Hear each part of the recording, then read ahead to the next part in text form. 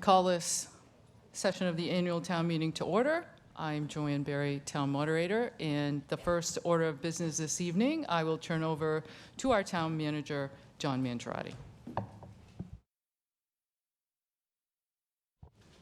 Good evening, everybody. Thank you for coming back for night two. It is my honor to be here to continue the tradition that we have here at the second night of town meeting to announce the awardees of the Joseph A. Lally Merit Award to two outstanding staff members here for the town of Acton. This award is named after Joseph A. Lally, an area resident who lived frugally and invested wisely and forged partnerships in various ventures here in town. He eventually started a charitable foundation to share his success with worthy causes and individuals. This award is given each year to a public safety employee and a municipal employee, and it was established from a donation from the Steinberg Lally Charitable Foundation, which we greatly appreciate. So, and I appreciate folks from the departments and staff that are here supporting what we do and also supporting our honorees tonight. And the first awardee I'd like to recognize is Patrick Hawthorne. This year's Joseph A. Lally Merit Award for Public Safety employee goes to dispatcher Patrick Hawthorne. Patrick began his career as a public safety communicator in 2007. He's always calm. He's always one step ahead of what needs to be done. Throughout the years, he's effectively helped many people every week who call 911 and obtain assistance that they need in a calm and professional manner. He was recognized this past year in particular for work he did on a very difficult road rage incident. The caller had called 911 and wasn't sure where they were. So dispatcher Hawthorne used his quick thinking to identify landmarks to try to figure out where they were. He connected and told them where they were, and then he was able to keep them on the phone and encouraging them to drive straight to the public safety facility to get away from the danger from the person that was chasing them. He was able to stay on the phone with the person the entire time, directing them back to the building where the caller was then safe. So just one example of what he does on a regular basis to keep people in this community and people coming through this community safe and help as the first responder to what we're all doing to help protect this community. So Patrick, I'd like you to come up and I'd like to award you with this award.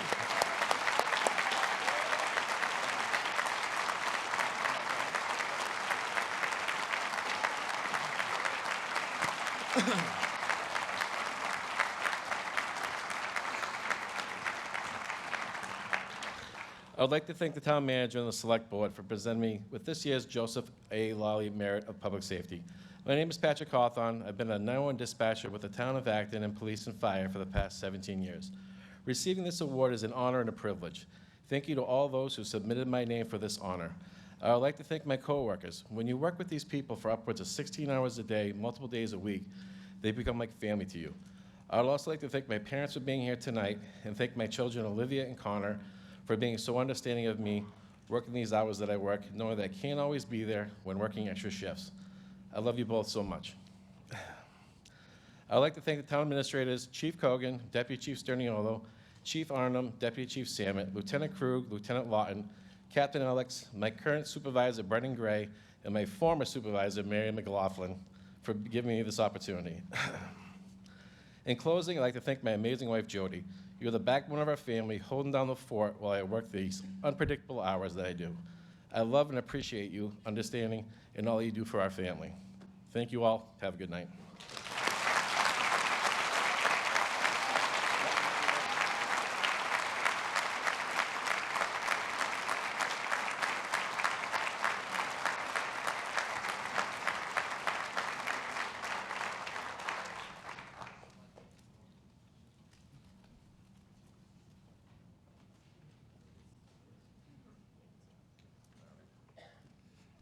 Thank you again.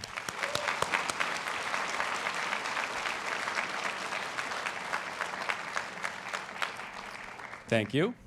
So I'd like to next recognize the recipient of the Joseph A. Lally Municipal Employee of the Year. And for this honor, I'd like to announce Beverly Hutchins.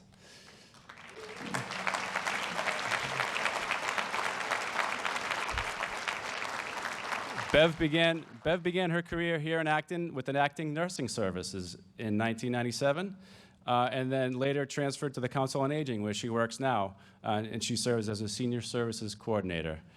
As a Social Services Coordinator, Bev goes above and beyond, providing seniors the assistance they need, and she connects people with important resources and is always professional, patient, and most importantly, compassionate.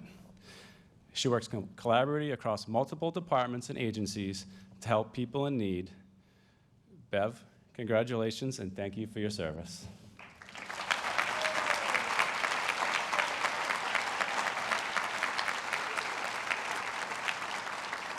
I just had a little something to say that I'd like to appreciate the acknowledgement of my work here in the town of Acton. I've been here, I think, about 27 years. But I also want to thank the level of support I get from all of my coworkers and all the town departments, because we work all together, and if we didn't, we couldn't do what we do for everybody and the residents in the town of Acton. So I appreciate this award, and thank you very much.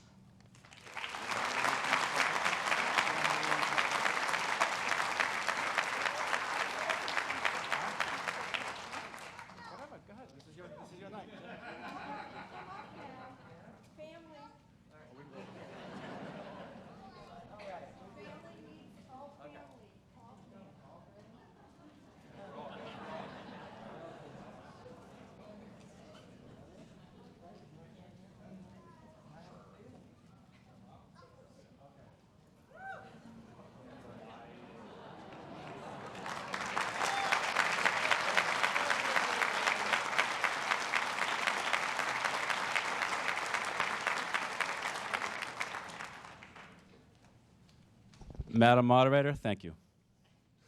Actually, Bev, sorry, one more quick one.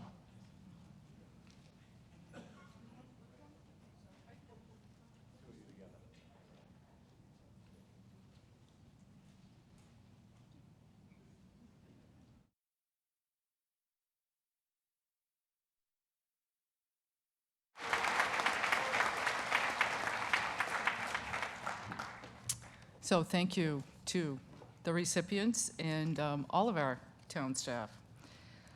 So welcome, and thank you for all attending tonight. Is there anyone who was not here last night? A few people, okay. So thank you all for your patience and endurance of last night. And we're queuing up for another night that will probably require some more patience and endurance. Tonight's choreography is going to be a bit more complicated than last night, so I hope by the end of the evening we are in as good a frame of mind as we are now. Tonight we will discuss and vote on the community preservation funding and zoning articles. These items have long-lasting effects on our community, and every item on this agenda is something that people care about. Town meeting is the opportunity to speak and listen, though not without boundaries, and then to consider the options and vote. So I hope we will continue to assume that everyone is here with good intent. And when it is your turn to speak, I hope you will be concise, and we will all thank you. I think everyone is in this room. We certainly have more seats if more folks show up. We'll use the pro and con mics. There may be times when we will only take questions to start off, just to clear that up before we get to pro and con. When I recognize you, please state your name and street before making your comment or asking your question. Madam Moderator of the upper gym, Oh, yes, Mr. Mullen. we do have a few folks up here, so Oh, okay, all right. that's all. Noted. Yes, thank you.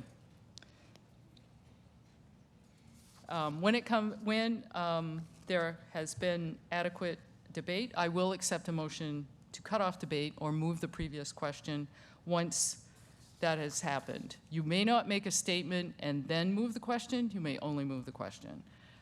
Does require a second, is non-debatable, and requires a 2/3 majority to pass.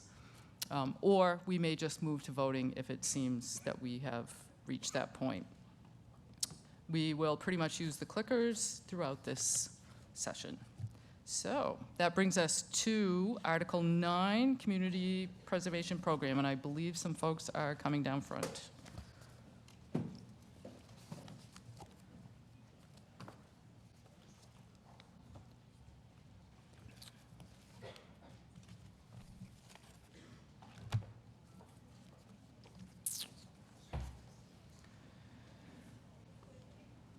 Article 9, Mr. Charter moves that the town, 1, transfer to and from the Community Preservation Fund and appropriate, reappropriate, or set aside for current or later appropriation $1,802,900 as set forth in the article, and 2, authorize the town manager to expend or set aside amounts as set forth in the article and in compliance with conditions to be noted in the Community Preservation Committee's award letters.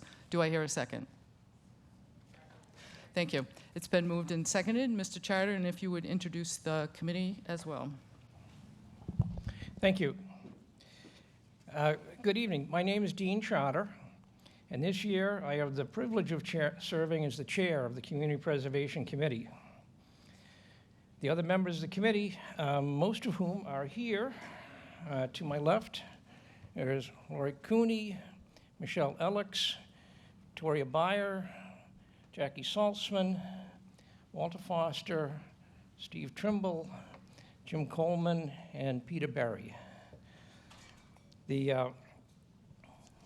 Also another member is John Capetta, who's not at the table, but he's in the audience.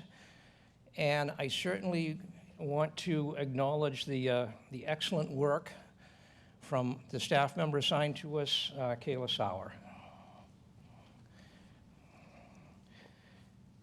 Article 9 is a request to appropriate or set aside for later appropriation and authorize and direct the select board and the town manager to expend the sum of $1,802,900 under the Community Preservation Program.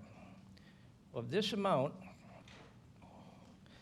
$1,668,754 comes from the CPA General Fund. $10,646 comes from the Historic Set-Aside Fund, which are funds not spent from previous years, and $123,500 from the Open Space Set-Aside Fund for previously approved debt payments for the Wright Hill and Piper Lane land purchases. The allocations listed have been vetted and recommended by the Community Preservation Committee. These allocations can be individually approved or denied by town meeting,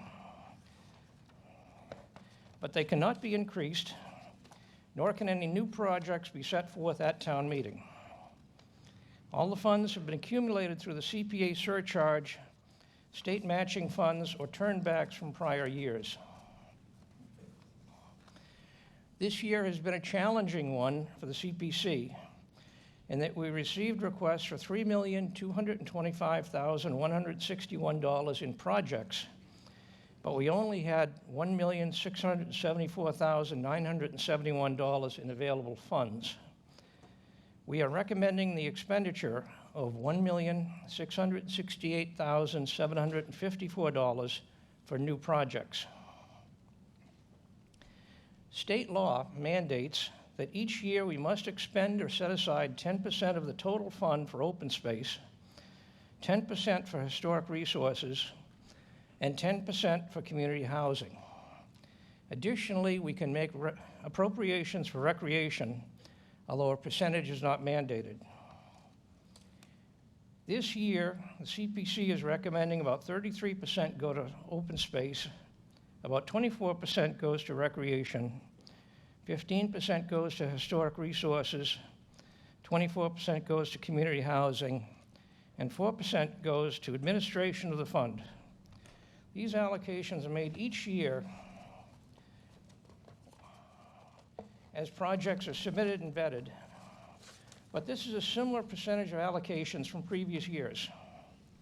Several requests were not recommended at all this year, and most projects received only a portion of the funds requested. We are recommending $550,000 for open space this year. Land prices are increasing as the supply dwindles, and our feeling is that in the next 10 years, the supply will dry up almost completely. So it is important to build up the open space fund now. These funds will go into the open space set-aside fund and are not allocated for any specific purchase. Requests to purchase land from the fund will be made in a separate article as projects become ready, and this will not happen at this town meeting. We are recommending the sum of $397,342 for community housing this year. The major portion of this request is for the replacement windows at McManus Village, an Acton Housing Authority project on Satcham Way in North Acton. These units were built in the mid-1980s, and the windows are in poor shape and very inefficient. $40,000 will be used to fund the work of the Regional Housing Service Office, which provides professional services to maintain and administer our affordable housing inventory. $550,000 will be allocated to the Acton Community Housing Corporation for their various housing assistance programs to supplement their fund of non-CPA money. We are recommending the sum of $255,130 for historic resources this year. These projects include documentation to allow Woodlawn Cemetery to be listed on the National Register of Historic Places, the rehabilitation of the iron gates at Woodlawn Cemetery, the rebuilding the original chimneys at the Faulkner Homestead, restoration work at Theater 3, and restoration of the gutters on Town Hall.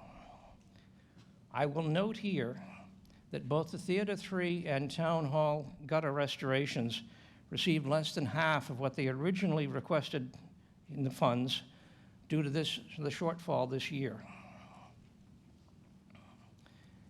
As I noted earlier, we are recommending that $10,646 be extended from the Historic Set-Aside Fund to support the Theater 3 project. These funds were accumulated because we did not spend the mandatory 10% in prior years.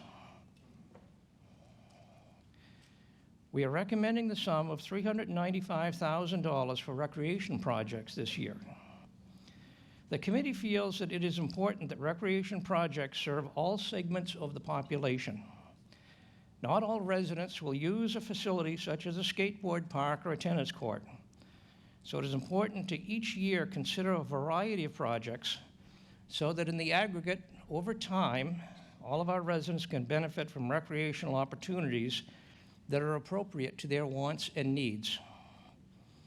$200,000 will go to continue work on the development of a historic park at the site of the removed dam at 53 River Street, supplementing a series of town allotments, CPA awards, and over $1 million in state grants for this project.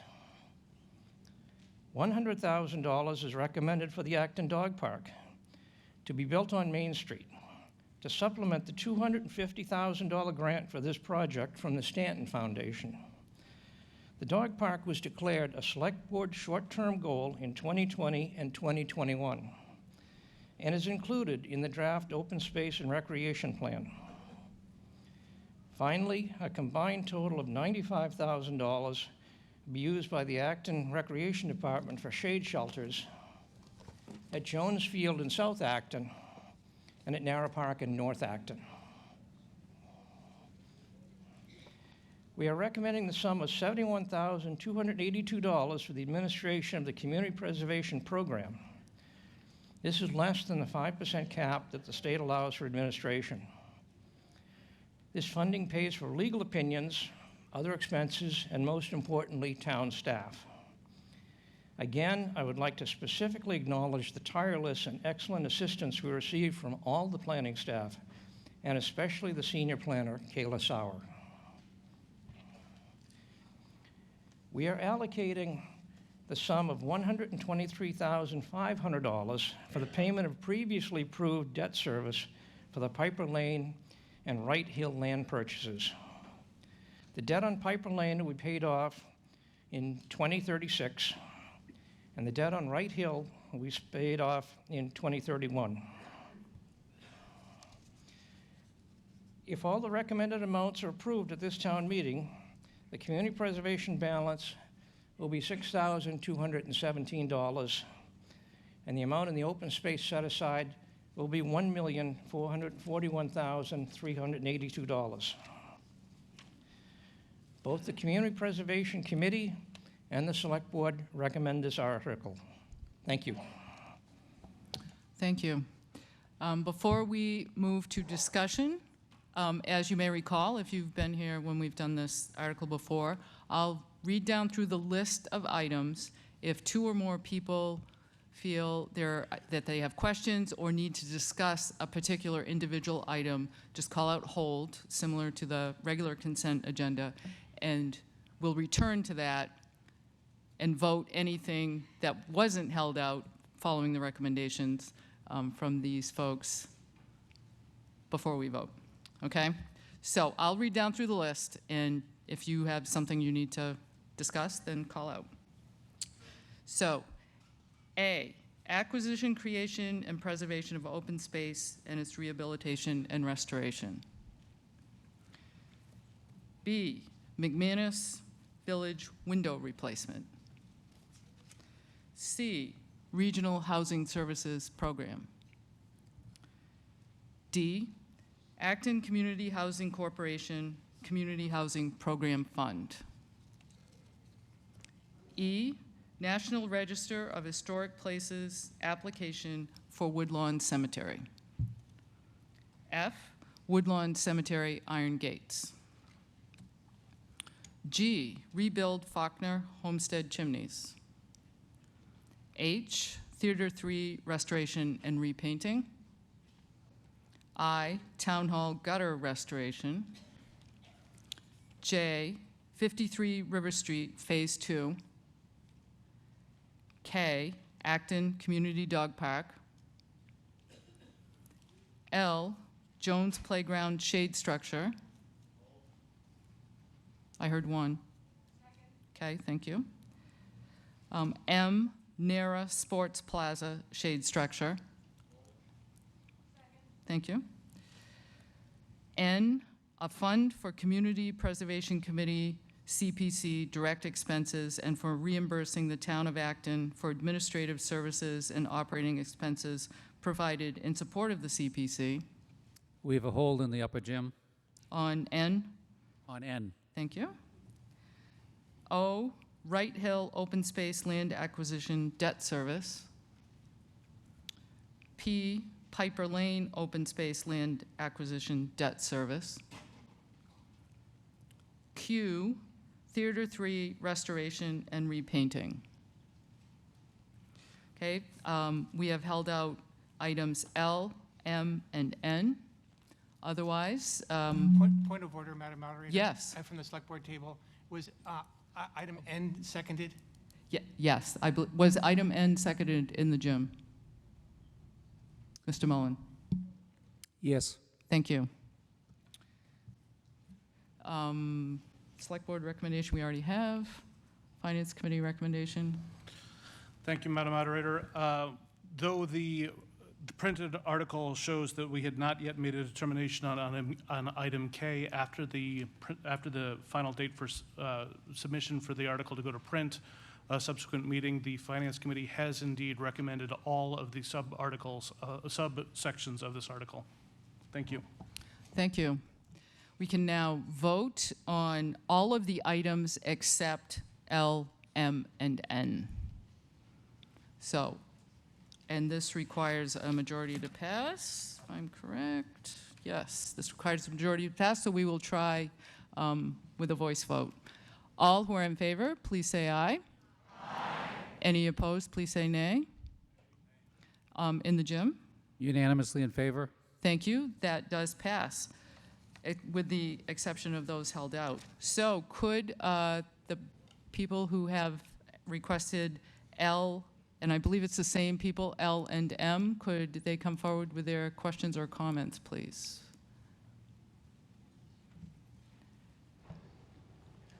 My question is. Oh, could you introduce Oh, yourself I'm so first? sorry. Yep. Stuart Ellis, Mohawk Drive. I am questioning if we have considered, as opposed to just building the shade structures, if any consideration was given to incorporating solar cells as roof panels, much like what REI does over in Framingham, where they have the solar panels on top of parking spots. So you get the shade and you also get the solar benefit. Mr. Chatter, go ahead. So there was some very brief discussion about that. I think the stumbling block on that is that the cost of providing those canopies with solar panels is much higher than this. CPC basically reacts to the projects that are presented to us. I know that the town is in a very active mode of finding locations, proper locations for solar panels. But I think this is looked at as being really sort of a quick fix because it's extremely hot in those areas. It seemed to be very well received. This is not to say that at some later point some more comprehensive plan might come forward, but right now, we even discussed, can you plant trees there? But Right. the problem is so severe right now, they don't want to wait for the trees to grow. Okay. So it's certainly something under consideration, not frankly under active consideration by CPC, but I know our sustainability director and our Green Advisory Board has been actively engaged in looking for proper sites. Awesome. Thank you. Thank you. Any other comments related to L or M? Okay, seeing none, we'll vote on them together because I feel they are the same and they prompted the same question. So all who are in favor, please say aye. Aye. Any opposed, please say nay. Nay. In the gym? Unanimously in favor? Thank you. It well meets the majority to pass. So that brings us to N, and I believe there was a question in the gym or a comment. Gentleman in the back, Mike. John Peterson, 6 Jackson Drive. The question is that John, speak it more directly in the mic. John Peterson, 6 Jackson Drive. The question is the $71,282 is stated to be for administrative and legal expenses. What part of the $71,000 is legal expenses? Mr. Charter. And you might repeat the question because that was pretty quiet here. So the question was that we've included in the administrative expenses, legal expenses in addition to other expenses and employee salaries. So as far as a breakdown,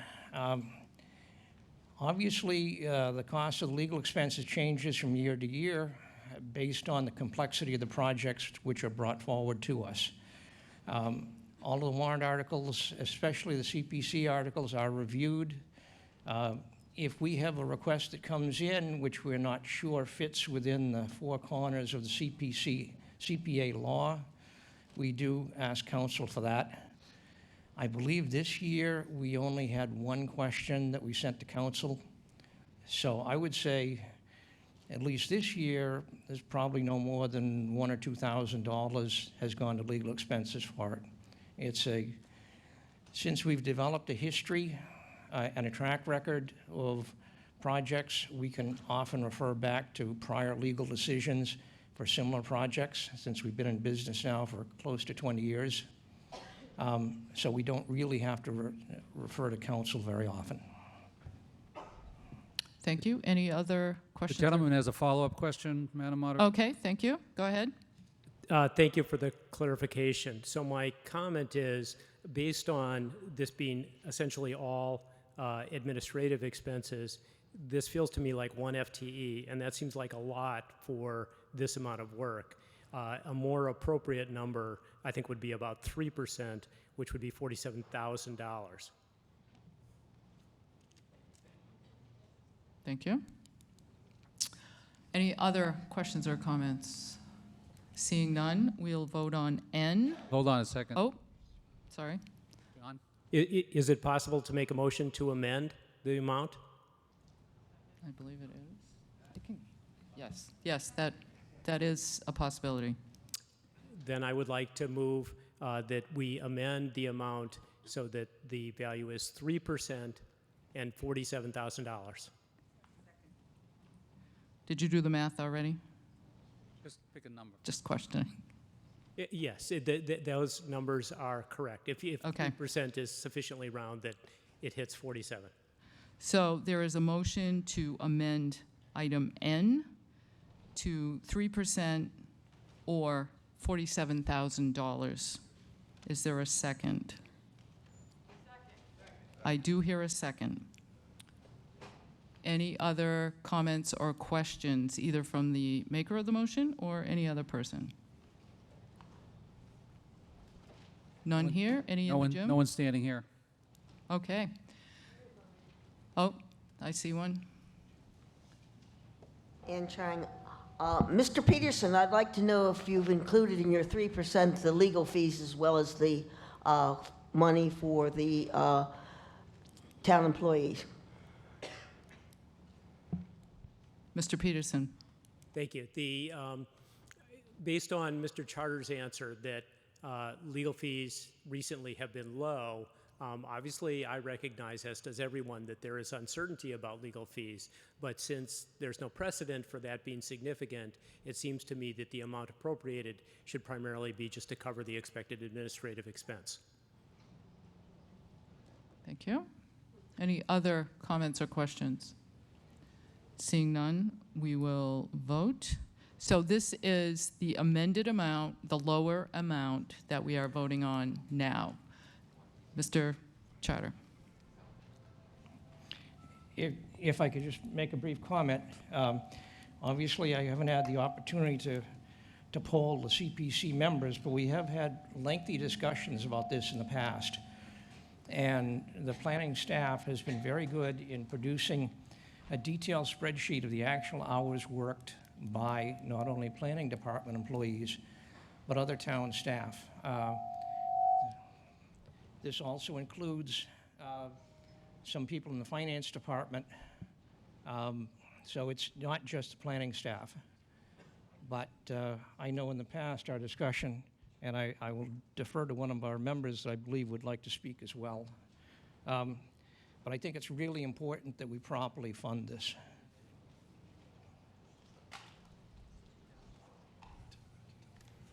Thank you, Mr. Charter. I'd just like to point out that the Community Preservation Act does allow up to 5% of the total funds to be awarded for administrative costs. So the town, the Community Preservation Committee is recommending less than the total amount that could be paid under the Act. As Chairman Charter pointed out, this includes the Finance Department, which also administers abatements under the Act, and a lot of other calculations for various reductions that are allowed under the bylaws. So just wanted to point that out. Thanks. Okay. Sure. Just one other thing. The CPC committee meets year-round. We may occasionally take a break, but we meet several times a month during the sort of the project review period. But it's a year-round committee that takes a lot of attention and detail and help from the town. I see a little action over there. Is there a comment from the Finance Committee? We did actually do a very quick huddle, and we are against this amendment, although we are aware of the worry about a creep of CPC being used to pay town employees. We understand that this is a direct reimbursement of timesheets spent, so therefore we do not recommend this amendment. Thank you. Yes, at microphone 3. Hi, Bettina Abe, School Street. I'm a former employee, and I can attest to the fact that there are a great many staff members who spend a lot of time on Community Preservation Act applications and the whole entire grant process. And there are many different staff members in other departments who work on CPA projects. Thank you. A comment from the Select Board? We've conferred here, and we're also recommending against this amendment. Thank you. Am I seeing one more comment? No. Okay, thank you. All right, seeing none, we will vote. This is on the amended lower amount. So we'll do a voice vote. Requires a majority. All who are in favor, please say aye. All who are opposed, please say nay. Nay. Clearly fails in this room. In the gym? It's tied. Okay. Well, we have more people in here. Totally failed. Okay, so now we will vote on the original amount, $71,282. So all who are in favor of that amount, please say aye. Aye. Any who are opposed, please say nay. Clearly passes. In here, in the gym? Unanimously in favor? Thank you. All right. That takes care of CPC. Thank you.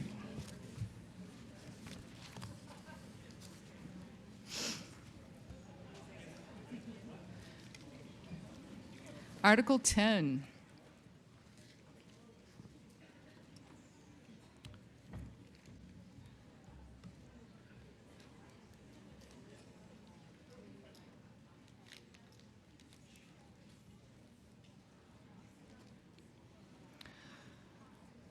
Mr. Martin.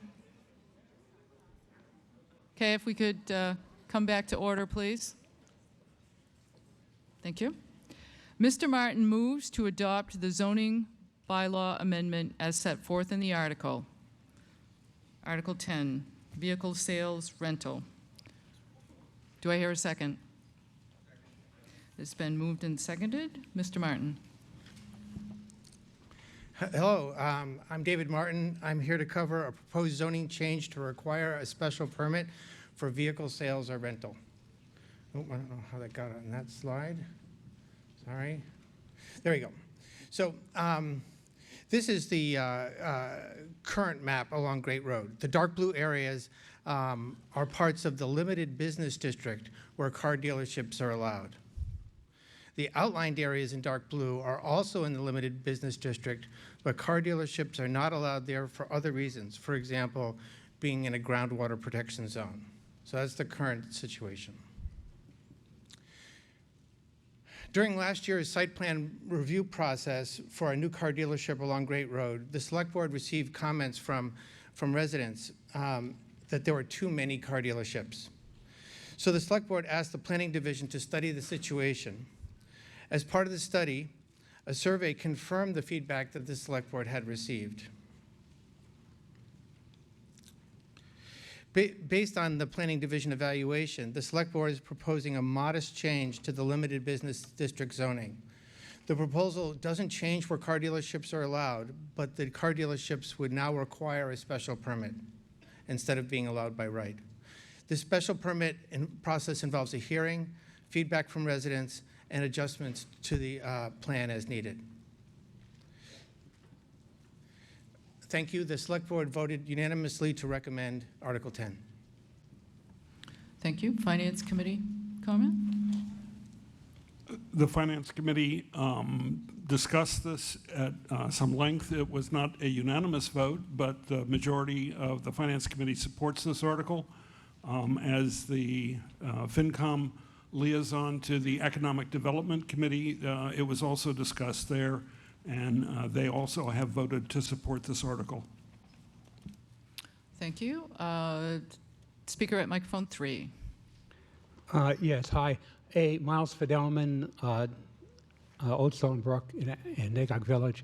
A specific question regarding Nagog Park, where we have already had an auto dealership approved and under construction, but there is talk about in the future an additional auto dealership being built at Nagog Park. Would that use of the property require a special permit under this? Mr. Martin, or whoever is appropriate. Yeah, since that hasn't been permitted yet, that would require this permission. Great, then I wholeheartedly support this. Microphone 3, go ahead. Fredericks and Mass Ave. And so I really love this. I think it should be stronger. I think the size of the dealerships should be smaller and the number should be limited. So we're not the auto mile of Metro West North. But I am also use a little bit of my time here to make it clear that I am for this article. I'm against the next 3. So I don't want anybody that I've been Let's talking. just stick to this article, I know. please. I'm saying that I'm saying that I don't want anybody to be confused that this particular zoning article I'm for. It's the other 3 that I'm against. Thank you. Thank you. Speaker at microphone 4. Andy Kinselmeyer, Strawberry Hill Road. I have a question for the Finance Committee. Could you tell us what the concerns were of the members who were against this amendment? Just one. Go ahead. Microphone 2. In response to the previous speaker and speaking on my own behalf, Jason Cole, 63 Neshoba Road, I believe that any economic use in town is a good economic use in town. We have said for years that we do not like the mix of residential versus commercial. I think discriminating against any one type of commercial enterprise is not something that we need to be in the process of doing. So therefore, I definitely dissented on the Finance Committee.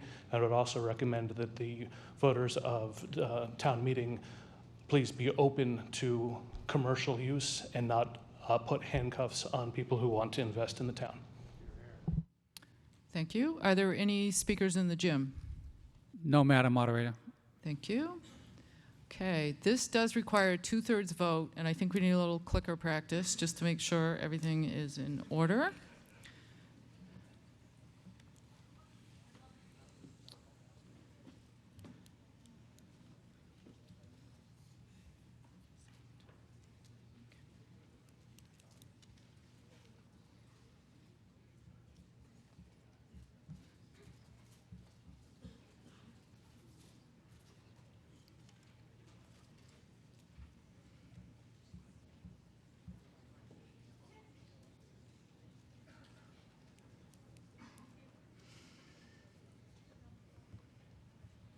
Okay.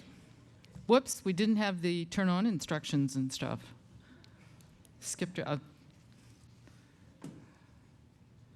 So do turn on your clicker and with the orange button, and then press the blue button to make sure you're synced. And if you get the little circle with a slash, just press the blue button again. And this is the amend the zoning bylaw, vehicle sales, rental, comma rental. Okay, I think we're all on.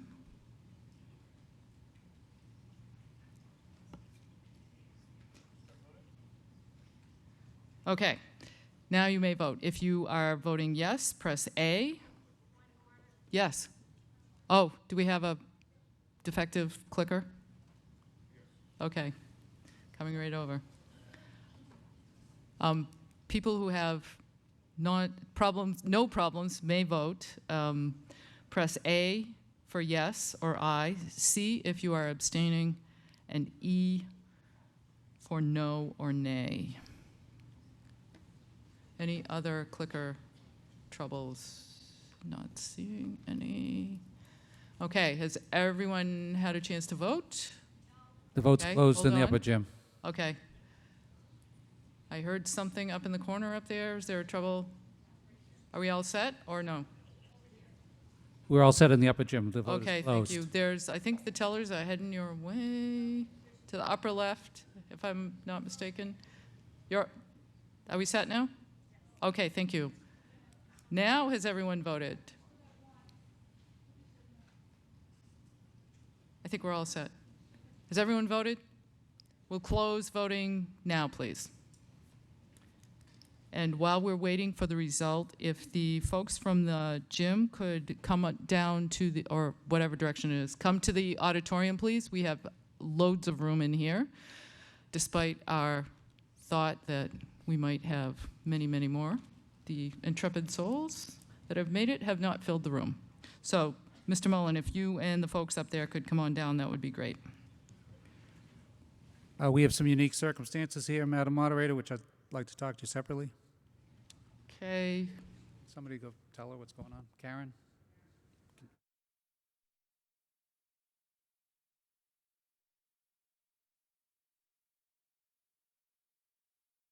I got the message, no problem.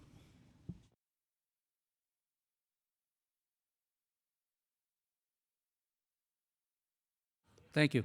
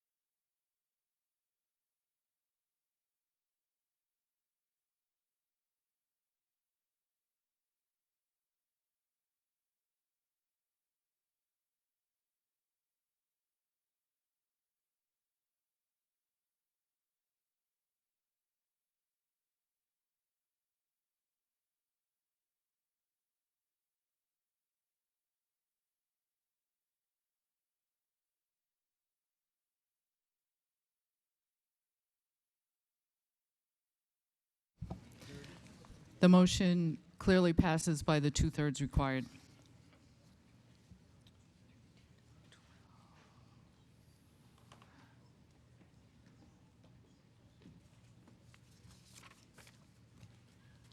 Article 11. Amend zoning bylaw and map, Assabet River Overlay District and Powder Mill Zoning District, 2/3 majority required to pass. Mr. Capetta moves that the town amend the zoning bylaw and map as set forth in the article.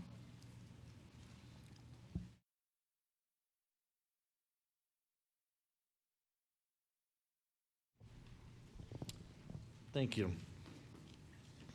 My name is John Capetta, and I'm the chair of the planning board. I'm up here with James Fuccione, a member of the planning board, and tonight we're making the presentation for Article 11 together. Thank you. Thank you very much. So presenting Article 11, amend zoning bylaw and zoning map, Assabet River Overlay District and Powder Mill Zoning District. This article is the product of 3 years of community engagement, collaboration with the town of Maynard, and all with the goal of creating Powder Mill as a destination rather than a pass-through. And this works. All right. So over the past 3 years, this work has happened in 2 phases. And phase 1 of the project included studying existing conditions and gathering community feedback from residents, business owners, property owners, and town officials. These were all incorporated into a report, Connect Powder Mill Road, which was released in spring 2022. That report kicked off phase 2 of the project that focused on how we could utilize zoning to implement the community's goals and vision for the corridor. The zoning proposal established through the feedback gathered in phase 2 is now before you as Article 11. So just going through some goals of the Assabet River Overlay District feedback process. 3 things that we're just going to go over, though there's much more than that. Safety was a main concern. People want to feel safe walking to shopping plazas and recreational areas in the corridor. So safer crosswalks, sidewalks, and bike lanes are desired by the community. The second thing, and probably the most enthusiastic set of feedback we heard, was access to the Assabet River. More open space and walkable paths are welcomed by community members, and at the same time, there's a desire to further protect the river that go beyond current regulations. The third sort of major set of feedback was business growth. So there's also demand for businesses along the corridor, such as restaurants, coffee shops, and businesses that tend to complement each other and support each other. There's consensus that these businesses would not only benefit the larger community, but also the existing businesses that are already on Powder Mill Road, and no longer be the one-stop destination for visitors. We heard that the community is interested in new types of businesses in the corridor that will provide unique retail and food offerings. Now this is, yep, okay. Thank you, James.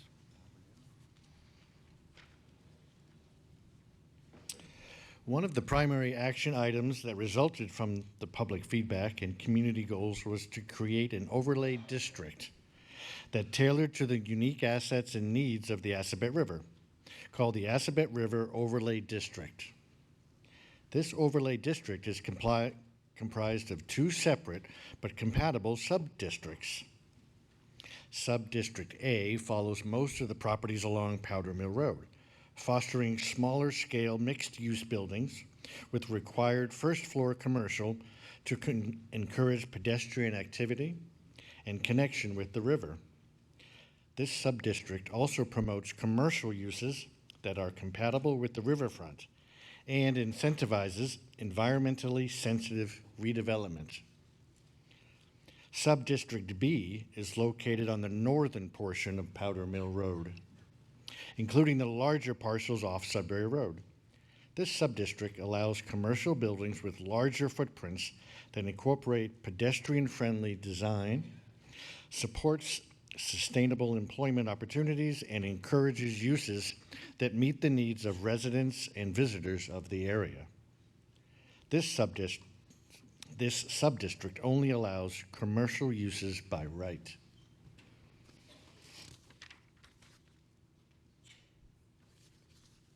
There are a number of other regulations that the overlay district requires to improve the pedestrian experience along the corridor.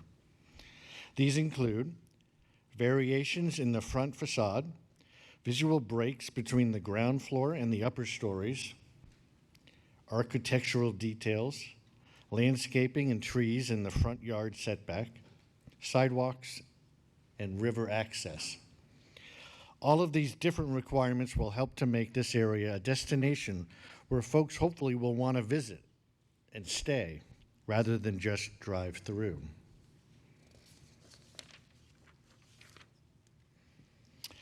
The highlight and primary focus of this overlay district is a currently underutilized resource in Acton, the Assabet River. The goal is to provide access to the Assabet River and increase environmental quality. Lots located along the river would be required to provide access to the river, whether that be a walkway or maybe even a seating area. In addition, buildings are required to be sited to enhance and create views of the Assabet. There are additional sustainability-focused regulations which are also included in this proposal. And due to the proximity of the river, the requirements go beyond current stormwater regulations to protect the river's ecosystem.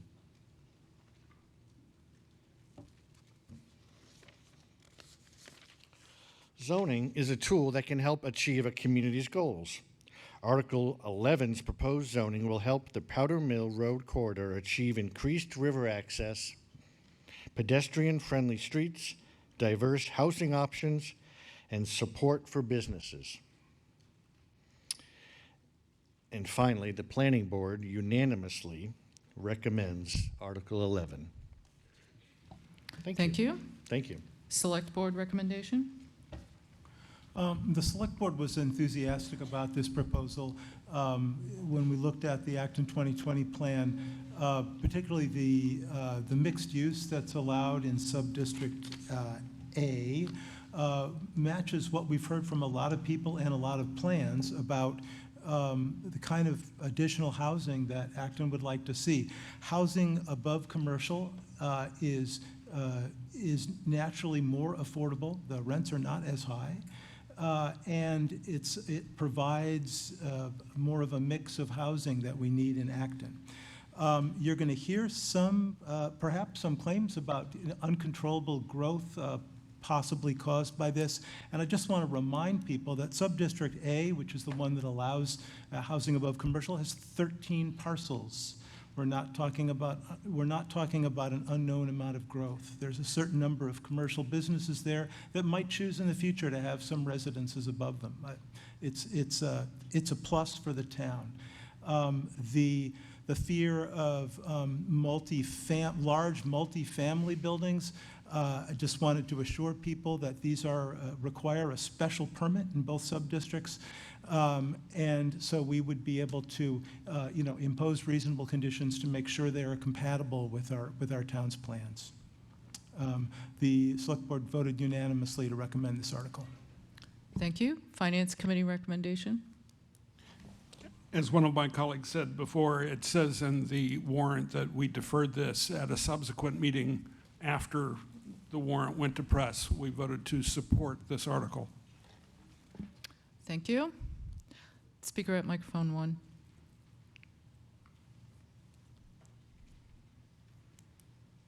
Talking about me? That's 4. Oh, you're next. Sorry. After, yeah. Hi, Catherine Yusoff, Chair of the Economic Development Committee, Maddie Lane Acton. The Economic Development Committee strongly supports the 3 zoning articles 11, 12, and 13 that affect South Acton and the Powder Mill area. We view the proposed changes as a positive first step in removing barriers toward enabling the vision that residents have articulated for many years. The intent of the zoning articles aligns with the South Acton Village Plan from 1995, the Climate Action Plan, the Acton 2020 Comprehensive Community Plan, the Housing Production Plan, and feedback received from related planning efforts over the past few years. One of the EDC's goals, supported by frequent statements by residents, is to help increase the commercial tax base in town. One critical step we took last year was to motivate action toward a comprehensive economic development plan. Since then, the town received a grant to work with a consultant on this, and we're happy that this process is on track.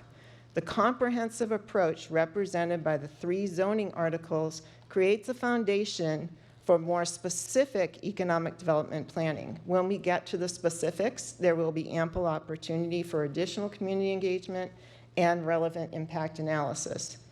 To help alleviate the residential property tax burden, we can't just sit and wait for businesses to come. These zoning articles and the comprehensive planning process that led up to them are a huge step toward moving the needle on residential versus commercial contributions.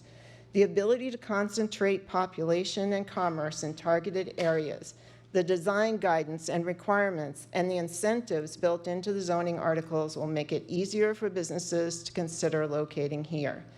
The zoning articles unlock potential that move us in a positive direction to realize our collective vision for having attractive, vibrant areas in town where people live, work, shop, and dine in an environmentally sustainable way. Thank you. The next speaker has requested, and I am allowing some slides. Are we ready? Thank you, Madam Thank you. Moderator. Go ahead. May I ask for an extra 20 seconds to explain some corrections based 20 on... 20 seconds. Go Thank you, ahead. ma'am. Okay, so you can see responsiblezoning.org for these slides in case you're going too fast. The moderator wouldn't let me speak for the whole 5 minutes in the policy. Next slide, please. We estimate Powder Mill zoning will allow more like 700 additional condos based on the information I've gleaned in the last day. The town has not quantified the impacts. So I don't want to wait until later when, and then look at impacts. I will show you our analysis. We expect that zero will be actually affordable. Slide 3, we used the town's tool to measure. Slide 4, diversity cannot be achieved without affordability. It is not worth the cost of this housing if it's not affordable. Slide 5, please.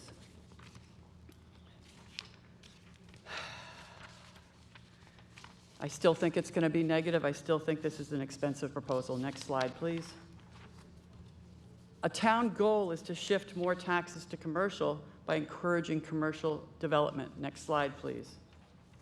And although the left side is really like 99% and the right side is more like 45% commercial, it's still an expensive way to get a mall, is to allow all these condos. Next slide, please. I disagree that they're going to be small. They're going to be as big and as luxury as they possibly can. The Acton Water District has said may pose a threat. More density may pose a threat to water. Next slide, please. And could use up or exceed the remaining available capacity. Next slide, please, which will make it difficult for us to achieve town goals like affordable housing, small shops, healthy aquifer, and water. Next slide, please. We may get quaint shops. That's true. But definitely we're going to get high costs, burden on schools, traffic, carbon footprint, water, and the cost of effectively zero required affordable housing. Slide 12. So more housing than commercial is a cost. Before we pay for malls, resolve the water issues and require affordable housing so that shop workers can live there, so it can be inclusive and sustainable. Fix this to meet community goals before you vote yes for this. Please vote no on this article. Thank you. Thank you. Please hold your applause. Speaker at microphone 3. Hi. We'll take a few comments and then make some corrections as needed, rather than go into a complete back and forth. Yes. Go ahead. Microphone 3. Sarah Coletti at Willow Street in Acton. Just across the border from Acton and across the street from this program is Minuteman Arc, which serves a few hundred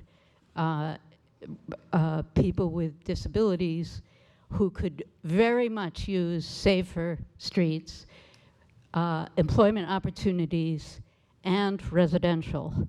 And because it's in Concord, I wanted to ask the question, has the planning board considered that population even though they're living in Concord?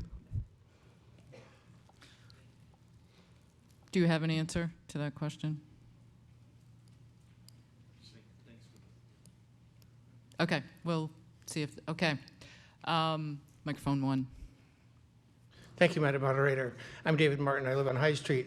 The Powder Mill Corridor is a cooperative plan with the town of Maynard, who will be proposing their own zoning changes at their town meeting later. Its purpose is to take advantage of the river access to create an area of mixed and commercial housing where people live and visit. Right now, most folks just drive through because there's little reason to stop. The focus of the new zoning is commercial. It allows only commercial on the ground floor in the both Assabet districts. It does allow housing on the upper floors of District A. That's good because the housing helps fund the commercial. The opponents talk about dire consequences. However, those just aren't realistic. Any implication that zoning allows an end run around septic, stormwater, water, wetlands, or other regulation is not correct. Each project proposed in town must obtain all applicable permitting, traffic studies, wetlands review by the Conservation Commission, permission to hook up from the water district, etc. Zoning does not require the town or water district to supply a project with sewer or water service.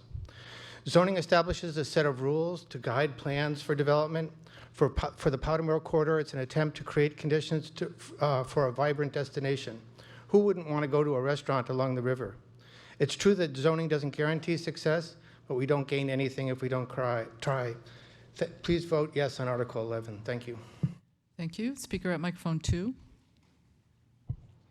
Tom Wolf, Sawmill Road. I have a question. I was looking at the flyer for the overlay district. It says the overlay district is optional, which means that owners can choose to follow the base zoning or they can choose to follow the overlay zoning. They cannot mix and match. So my question is, what is the incentive for following the overlay versus following the base zoning? Please answer. Go ahead. I was just going to ask for support from Sure. planning staff. Yes, go ahead.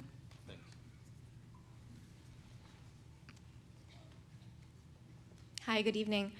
So the Assabet River Overlay District is designed to provide incentives to make development that the town is looking for, but also to provide incentives for more floor area, in particular areas where the floor area is very limited today. So that's one of the incentives that's being provided. Speaker at microphone 4. John Wright Terrace. I have a question for anybody from this board, the two gentlemen in front. I don't know the river that well. I don't know if it's polluted, but my guess would be that it is not. So I cannot understand, and I'd like you to explain to me, because sensibility defies logic in that you would contend a river would be improved by development when if you leave it alone, unmolested, it doesn't need any help to be developed because it survives just fine by itself. Nature does not need man to improve it. So how are you contending that development is going to actually do that? Do we have a response to that question?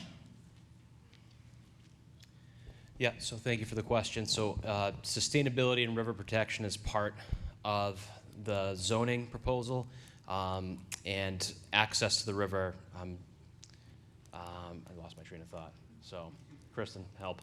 So I think right now it's pretty much industrial and commercial use. Nobody really has access to the river. One comment that we got was one business owner only sees the river when he takes out his garbage and throws it in the dumpster behind his building. So I don't know if that is more helpful than river access and having people appreciate the river and protecting the river and incentivizing that through zoning. So it's all part of the proposal. And Kristen, I don't know if there's any detail.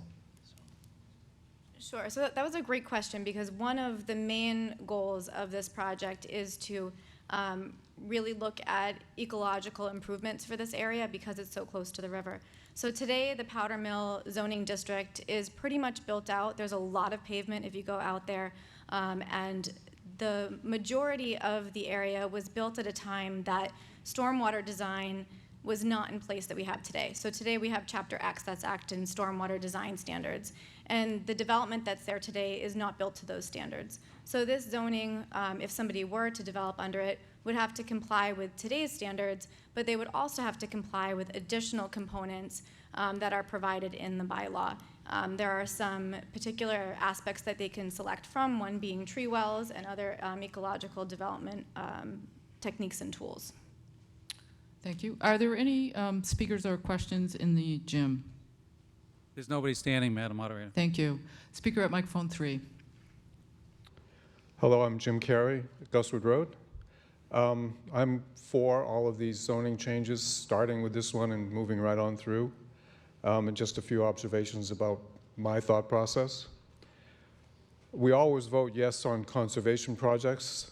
Saving another piece of land near Piper Road or Great Hill is always a big yes. It's easy because nothing changes. It feels like we're doing nice things, and it is nice.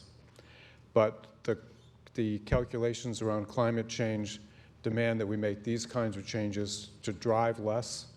100% of the time when I do anything in Acton, which I love, I have to get in my car to go there. I'm all for any zoning that's going to help us increase density and put shops close to where people can get to when they're walking without spending hours. I'm looking for more and lower cost housing. It won't be affordable housing, I get that. But in a few years, we may decide that the house we live in is too big and too expensive for us to maintain. I'd love to have an opportunity to move to a lower cost place in the same community and this has the potential to provide those opportunities for me. Finally, we've heard a lot about, in the past days, well, let's do more studies, let's do more evaluation. In my experience, whenever we say, wait, let's do more research, it's a polite way of getting away with saying no.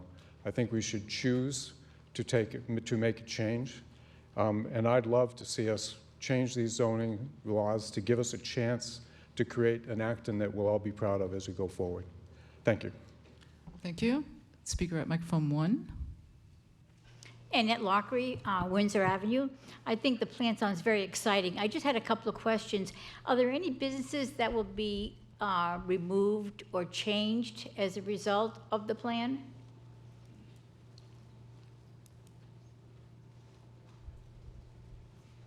Go ahead. So zoning does not require an existing business to do anything if they want to continue operations.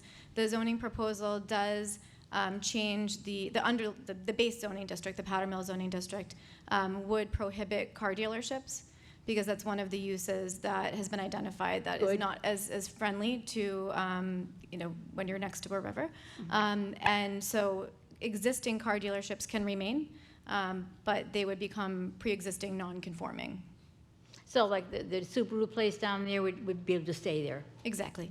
Okay. So is there somebody mentioned an impact study. Has there been an impact study of all the zoning changes? What type of impact study? On housing, on affordability? We conducted a fair housing analysis for the zoning districts, and we did that to make sure that any zoning article that is being moved forward in the future for the town does not create disparate impact and further affirmatively fairs. I'm having a hard time with that word, but to make sure that it's in compliance with all fair housing laws. Is that available somewhere? I can just look it up. Excuse me. Absolutely. Don't forget, I'm here. Oh, I'm sorry. I know, I'm sorry. Madam, Additional question? Yep. I just wondered if there's a place to look up those studies, the impact studies. Go ahead. Yes, it's online. It's on DocuShare. Thank you, madam. Thank you. Speaker at microphone 2. So, following the previous question, ironically, I'm curious, why could you was... introduce Sorry, yourself? David Black, Central Street. Thank you. Why was the prohibition of the vehicle sales and rental use done in this article and not the previous one? It might have been nice to know, voting on the previous article, this one was going to finish off all by right for vehicle sales. That's a great question. Go ahead. That's a great question. So this project started several years ago, and it was a comprehensive planning project with Maynard looking at a particular area. The issue with car dealerships came up this year, as Select Board Member David Martin mentioned. So that was kind of a different proposal, not within the same scope of this particular project in this article. Okay, I'm going to respectfully disagree with the characterization that existing car dealerships can remain. When a business becomes a non-conforming use, modification or routine expansion of that business goes from a by right activity to one that requires a variance from the Board of Appeals. That can be a significant hindrance to the business. Thank you. Speaker at microphone 4. Jason Fitzgerald, Flag Hill Estates. I call the motion. There's a motion to cut off debate. Is there a second? All who are in favor of cutting off debate, please say aye. Any opposed, please say nay. Debate is cut off. This motion does require a 2/3 majority to pass, so let's use the clickers.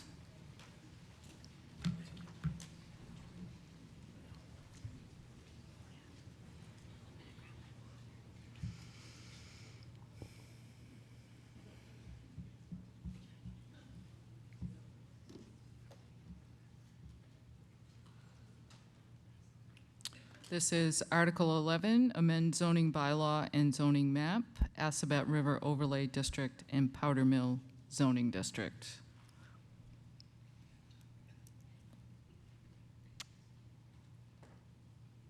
So please turn on, there we go. Please turn on the clicker with the orange button and then sync with the blue button. Is everyone, oh, over in, where are the tellers? Over in the, just down the row there, Ann. And there's a couple more.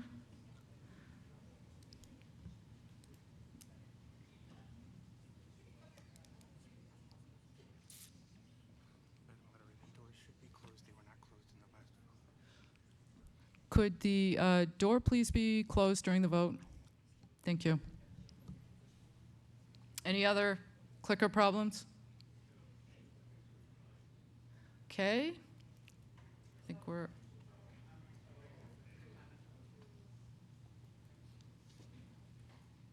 Okay.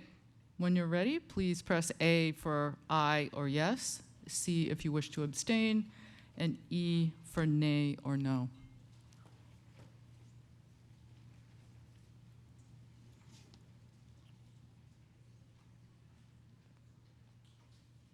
Has everyone had the opportunity to vote? Okay, we'll hold it for a second. We're all set in the gym. Thank you.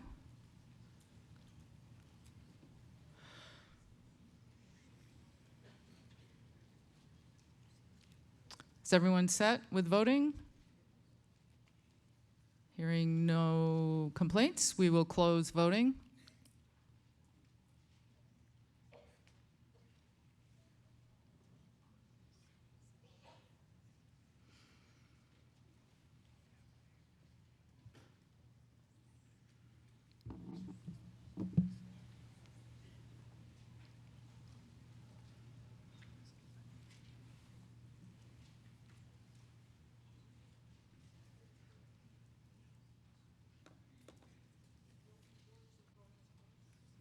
Yeah.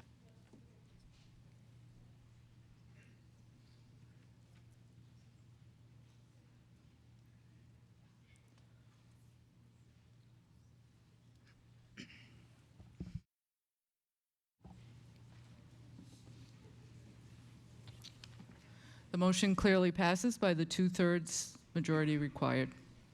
61 to 102. 361 to 102.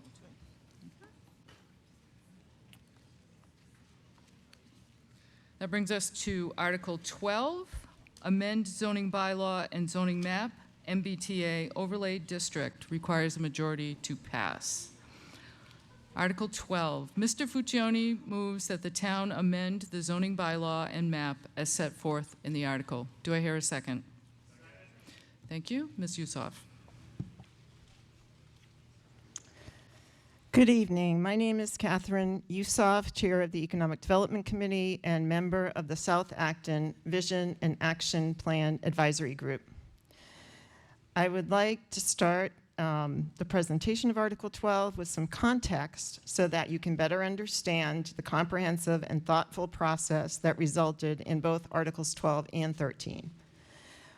Over the past 2 years, the Acton community has been working to explore how it can comply with the new MBTA communities law in the context of existing plans and with extensive input. This law was enacted by the state to address the housing shortage being seen across the region, which is resulting in high housing costs and housing instability. This has a direct effect on our community and our economy. Massachusetts estimates there's a shortage of 108,000 units, which directly contributes to the high cost of housing we see in Acton. Low availability and high demand places prospective tenants and home buyers in a vulnerable position. The lack of housing is particularly affecting low to middle income households who are being priced out of communities where they want to live and stay as they age. The state set requirements for 177 communities to adopt zoning that allows for multifamily housing by right near transit. The goal of this law is to address the housing crisis in Massachusetts through sustainable development principles. Currently, Acton does not comply and must amend its zoning to allow for multifamily housing options.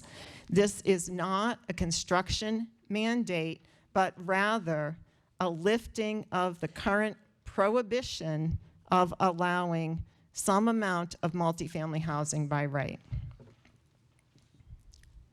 Compliance with the law is not optional. It is mandatory. The Attorney General issued a letter making clear that the state will take civil enforcement action if communities do not comply. The town would also be liable under federal and state fair housing laws, leaving Acton open to being sued by civil rights, legal groups, and others. And for Acton, the financial repercussions are significant. If Acton does not comply, it would no longer be eligible for state funding, of which it receives an average of $2 million a year for programs and projects. The state funding has helped to reduce the need for local taxpayer investment. Another consideration is the financial costs to defend the town against potential legal action.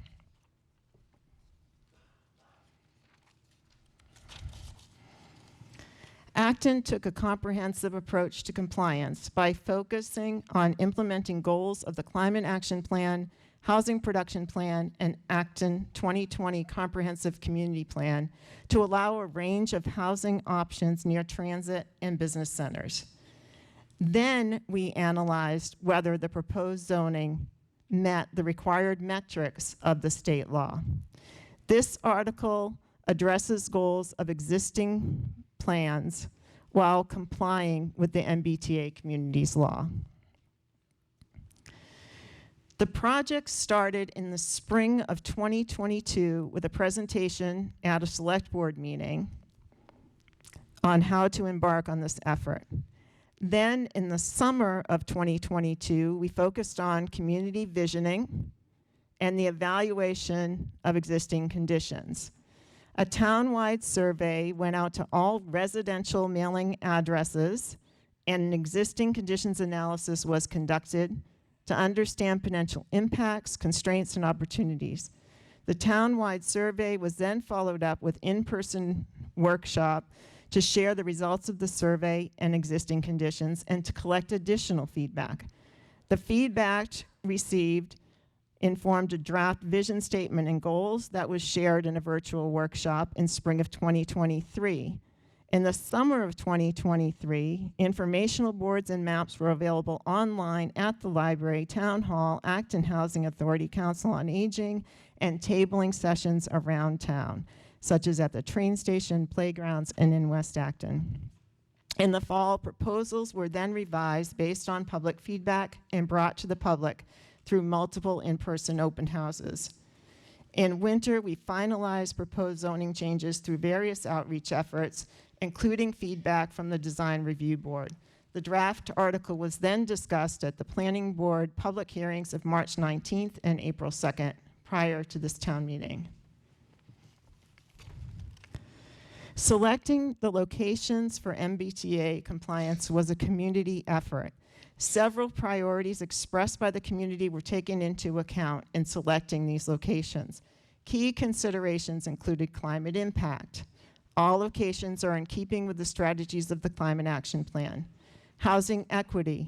The Fair Housing and Environmental Justice Analysis confirmed that the proposal supports diversity and inclusion through housing integration and does not have a disparate impact on protected classes. Water resources. All locations are outside of Zone 1 and Zone 2 of the Groundwater Protection District, diverting development from areas near wellheads. Commercial vibrancy. Locations are positioned nearby commercial and village areas to support businesses like restaurants and coffee shops. Historic preservation. All locations are outside the historic district. mobility, and infrastructure. Locations are along roadways scheduled for improvements such as sidewalk, bike lanes, and traffic calming measures. With this context, I now turn it over to James Fuccione from the Planning Board to get into the details of the article itself. Thank you. Okay, so all this context and community engagement and all the reports that were built into this plan roll into 3 optional overlay districts. So, I'm sorry. These 3 optional overlay districts. So the overlay district 1 residential allows smaller scale multifamily homes at a maximum density of 10 units per acre. And you can see this is the orange area that goes from the MBTA station in South Acton up Central Street towards West Acton Village. There's also overlay district 1 mixed use. This is the purple area with the dinosaur signifying the Discovery Museum going north and south along Main Street. This allows the same smaller scale multifamily homes with optional ground floor commercial. And then there's a larger multifamily overlay district would allow for 25 units per acre over larger sites which are less than a mile from existing commercial or village centers. And so any development using these, the MBTA overlay district would require 10% of the units to be deed restricted affordable at 80% area median income. In addition, the town is currently seeking grant funds for an economic analysis to support increased affordability restrictions to assure the maximum amount of affordable housing is required. And so even with all this process, there's still permitting process that's required. Site plan approval would need to go in a public hearing before the select board to get their input.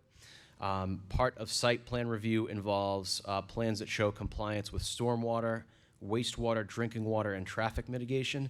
And there's also local wetlands that apply. That's the 75-foot no build. The town only needs to lift the prohibition on multifamily zoning in order to comply with the state requirements.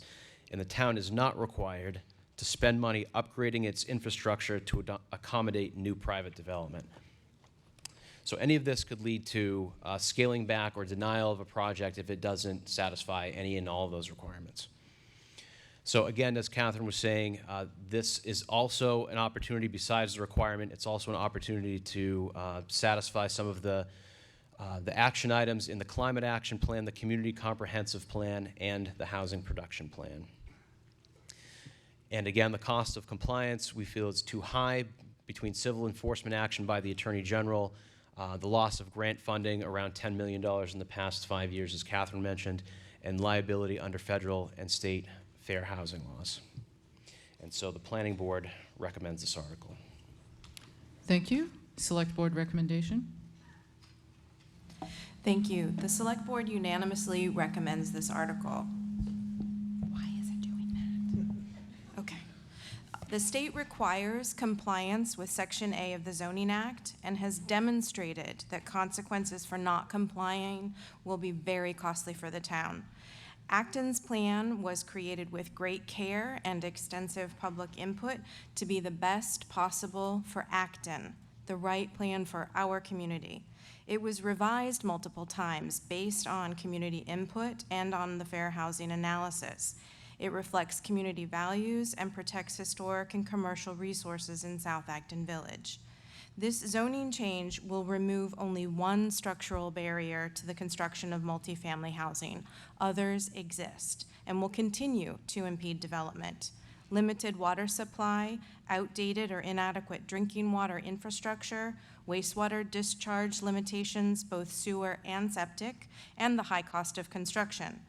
The Acton Water District has indicated that a significant increase in water demand from new development and or redevelopment has not been accounted for in the district's long-term planning. This means that careful decision-making is critical for the allocation of the remaining volume and also to ensure long-term protection of our water supply. Acton has more multifamily housing than any of our comparison communities. On the other hand, available housing supply is extremely limited and housing costs are rising.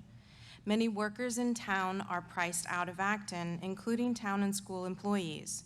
The board is hopeful that increasing the housing stock, coupled with an inclusionary affordability requirement, will assist with workforce development and promote a more diverse housing mix. We acknowledge the risks associated with compliance. We may lose some naturally affordable or historic homes to higher density new construction. However, the board is certain that the risks of non-compliance are greater.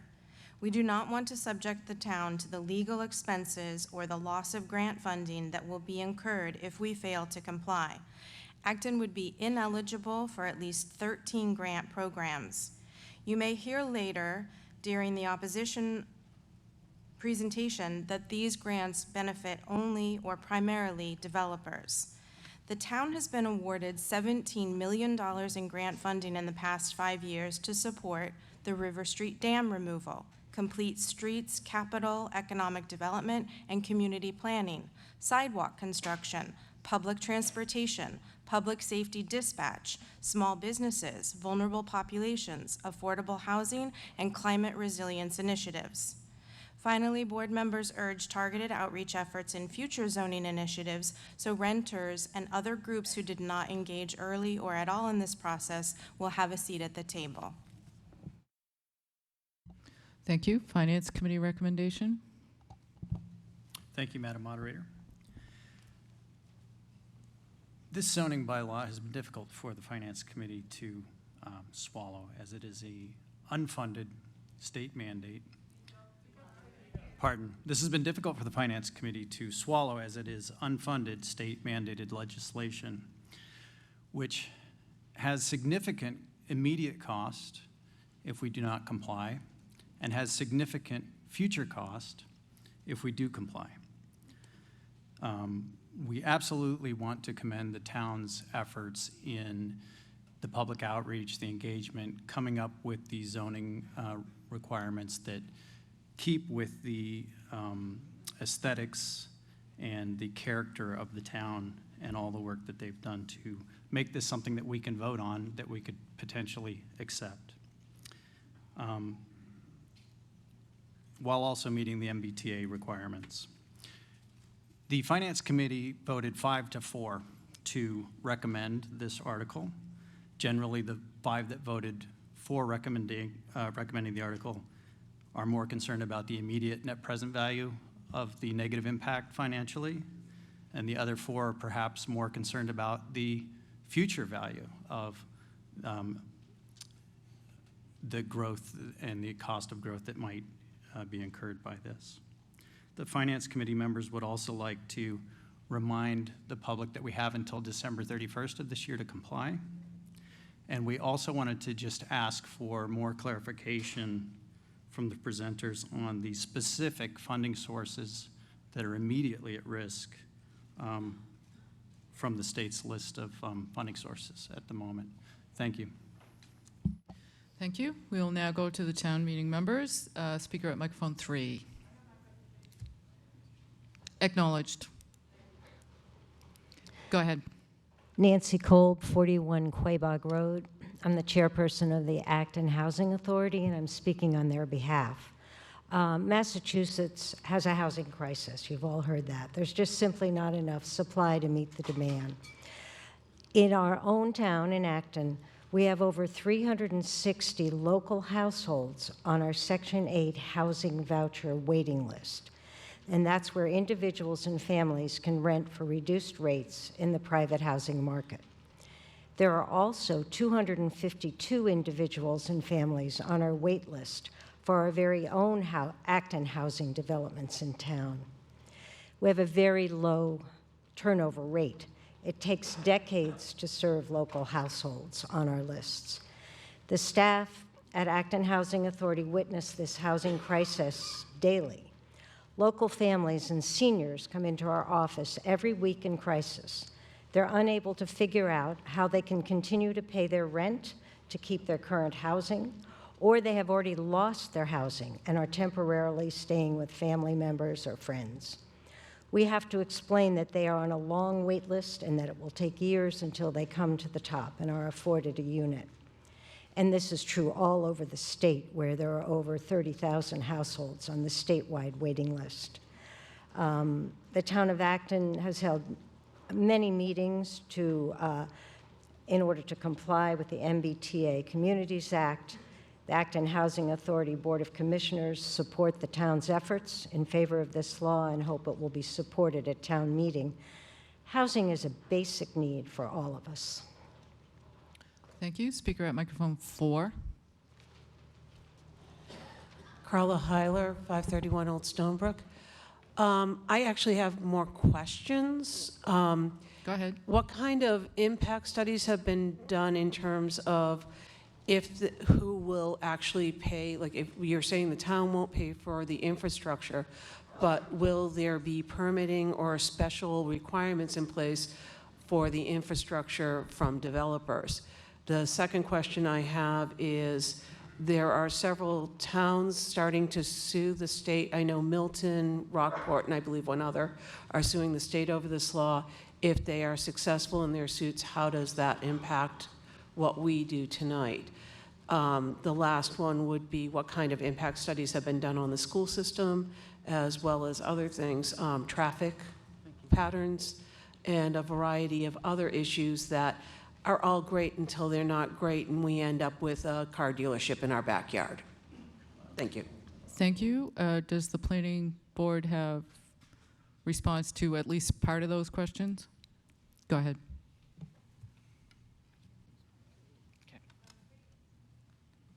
There we go. Great questions. We actually put together kind of an FAQ, if you were able to grab that on your way in. A lot of those questions are answered in there, so if I don't cover everything perfectly, please refer to that, and if I hopefully captured everything. In terms of who pays, so the town is not obligated to pay for private development. If the infrastructure is not there in terms of wastewater capacity, if they're even in the sewer district, because some of this proposal is not, some of the overlay district is not in the sewer district, so they would be restricted to whatever their soils can accommodate for an on-site on-site septic system. So the private development is required to pay for that.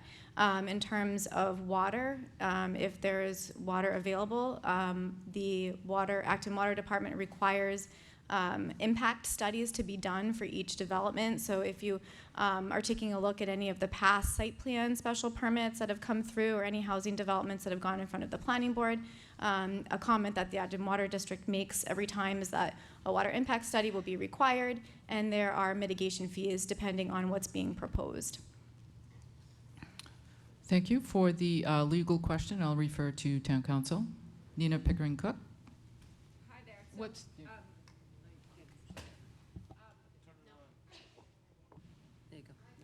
Hi there. With respect to the question about what happens if the MBTA zoning statute in general gets overturned in the courts, it's kind of a whole new world that we don't know what happens in that case. I can't fathom, because this is a novel approach to zoning. I can't fathom that any decision would be retroactive. However, I think any decision would be have impact going forward, but would not undo any zoning voted already by a town meeting, by a law valid at the time that town meeting voted it.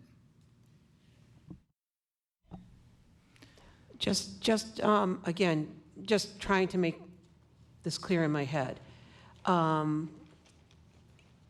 If we pass this tonight and we don't join what's starting to be a growing list of communities opposing this, and it is becoming a growing list, if we pass this tonight, what kind of, is the select board going to be giving, like, special permits? Is there going to be impact studies? What kind of master planning will be done around any development? Because quite frankly, I find that developers tend to overpromise and underdeliver in general, not just here, but in other states as well. So I'm just saying, I want to make sure before we put the burden on South Acton and take a traffic situation that can be a little hairy at times, not make it worse, if that makes sense, because that's kind of an environmental issue to me too. Okay, thank you. I don't know if you have a response to that. Not required. Okay, thank you. Speaker at microphone 2. Madeline Cruz, 6 Asham Way. I don't support this article for the simple reason that A, it doesn't protect existing renters. Though I appreciate the owner of Dover Heights speaking at one of the planning board meetings saying that he has no interest in tearing down those buildings, it still doesn't mean that when this zoning passes, he can't sell his property and a new developer comes in and says, I want to raise these buildings. That's one. And two, housing is a human right. We all deserve to live in a place that we can afford. And I am so tired of people thinking that having more housing being built solves our crisis in this country when it comes to homelessness. That is not the case, and I don't need a study or a rocket scientist letting me know the value of what it means to have a home where you live and you feel safe. Increasing from 10% to 20% would be better, and it shouldn't take this zoning to pass before that is done. And having new housing being built at 10% and then saying an AMI of 80 is going to solve the problem, that doesn't solve the problem. Make it between 30 and 80, and then I can support it. And the other thing is, I wish that people would understand that everyone deserves a safe home, and we need to do better. We shouldn't, this is democracy. Me speaking and giving my opinion about this is democracy. Stop putting us down and stop telling us we're demonic opponents, because we're not. I care about people because I know what it's like being homeless, and it sucks. And we need to do better, and we don't have to wait for the state to tell us that we could do better. I'll support the zoning law when you put into place that it needs to be increased from 10 to 15 with an AMI of 30 to 50. Thank you. Thank you. Speaker at microphone 1. You have to hit the button. Yep. Judy Hodge, High Street. I'm speaking also as a member of Acton's Mothers Out Front, which is mobilizing for a livable climate for everyone. And I just want to step back a bit on the MBTA zoning to emphasize that it is an opportunity for Acton to take a few steps in the direction of some of the big problems that are facing our country in general, and certainly Acton and the Commonwealth. One is housing, and it's true that building more housing won't solve housing problems, but not building housing will make it harder. And that also includes our history of white supremacy and the zoning that requires only one house on a lot, which has been a way we've been able to have just enormous houses and keep out multifamily houses that might be more affordable. And this is not just Acton, but it's just a reckoning that we need to make as a whole country to be fair to everyone. And the third thing is that it is a climate issue. The zoning won't make sure that any multifamily housing will be built. It's just possible. It's no guarantee. But if you have a multifamily housing, most of the time it's a little smaller than some of the houses that get built on a single-family lot. And there would be a couple of families in a two-family house. There would be one wall less exposed to the climate. If you have a four-family unit, then there's fewer walls that are exposed to the climate. And that is a climate benefit, as well as just the transportation by the train, which is one reason we came to Acton in the first place, was And to your have time a train. has expired. Okay. Thank you. Speaker at microphone 3.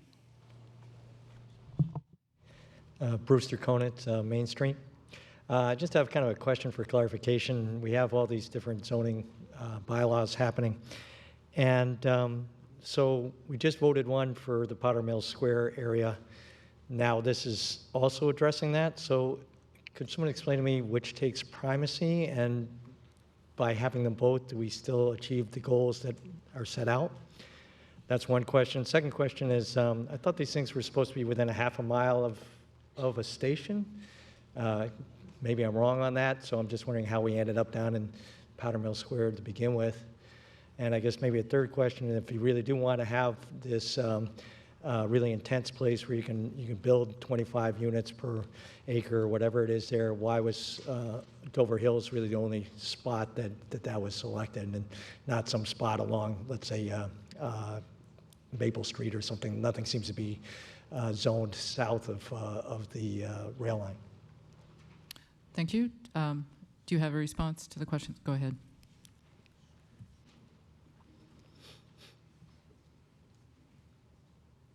So for the question about the location selections, the state law says that you have to have, at least for Acton, that you have to zone at least 50 acres within the entire community to allow multifamily at a certain level that Catherine had explained by right. So no discretionary special permits.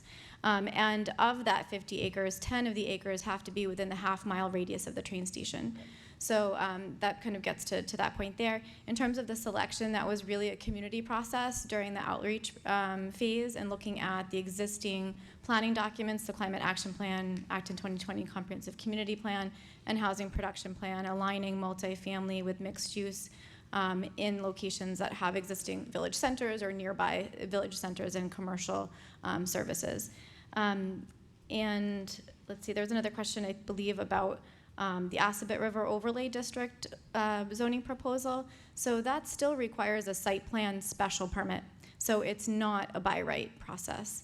The use of multifamily or mixed use, the multifamily over the commercial, would be allowed by right, but because Acton still has site plan special permit in that area, it's not considered by right. But here with the MBTA overlay district, it would be a by right use, but site plan review would still be required with the select board as we see today, with the whole public hearing process, review of all the same things. It would just not be discretionary. Okay, Do you have a follow-up question? Sorry, I just want to make sure I have it clear here. So it would take primacy, this would take primacy because it's by right for part of the area down in Powder Mill Square then.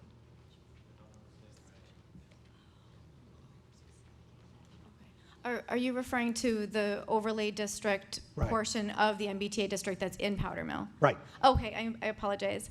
So it's all part of one article, so that piece and the other piece in South Acton area, it's all the same, like the green was the same overlay district with the same standards. Okay, so there's no conflict, is what you're saying. How does it relate to the Powder Mill? Oh, so sorry about that. So the way that it relates to the Powder Mill article, that was also looked at together comprehensively. So part of Maynard's MBTA district is also nearby. And so what we're looking at is trying to find locations that could help boost commercial businesses by giving them patrons, but also putting housing and mixed use in locations that actually have places to go, places to get groceries, things to do where they can actually walk and not have to get into a car every time they need to go somewhere. Thank you. Speaker at microphone 4. Yep. Nope, try it again. There you go. My name is John Morgan. I live on Wayside Lane, which is adjacent to the green area. The green whatever, and I have a couple questions. I'd like a description of what you consider the green area to be and what its potential development capabilities are, and the area around the green area, the green checked area. Could somebody tell me what they know about that area? The land that's there, that you have in the green area. What does it consist of? Who lives there? What lives there? Could we have show the map?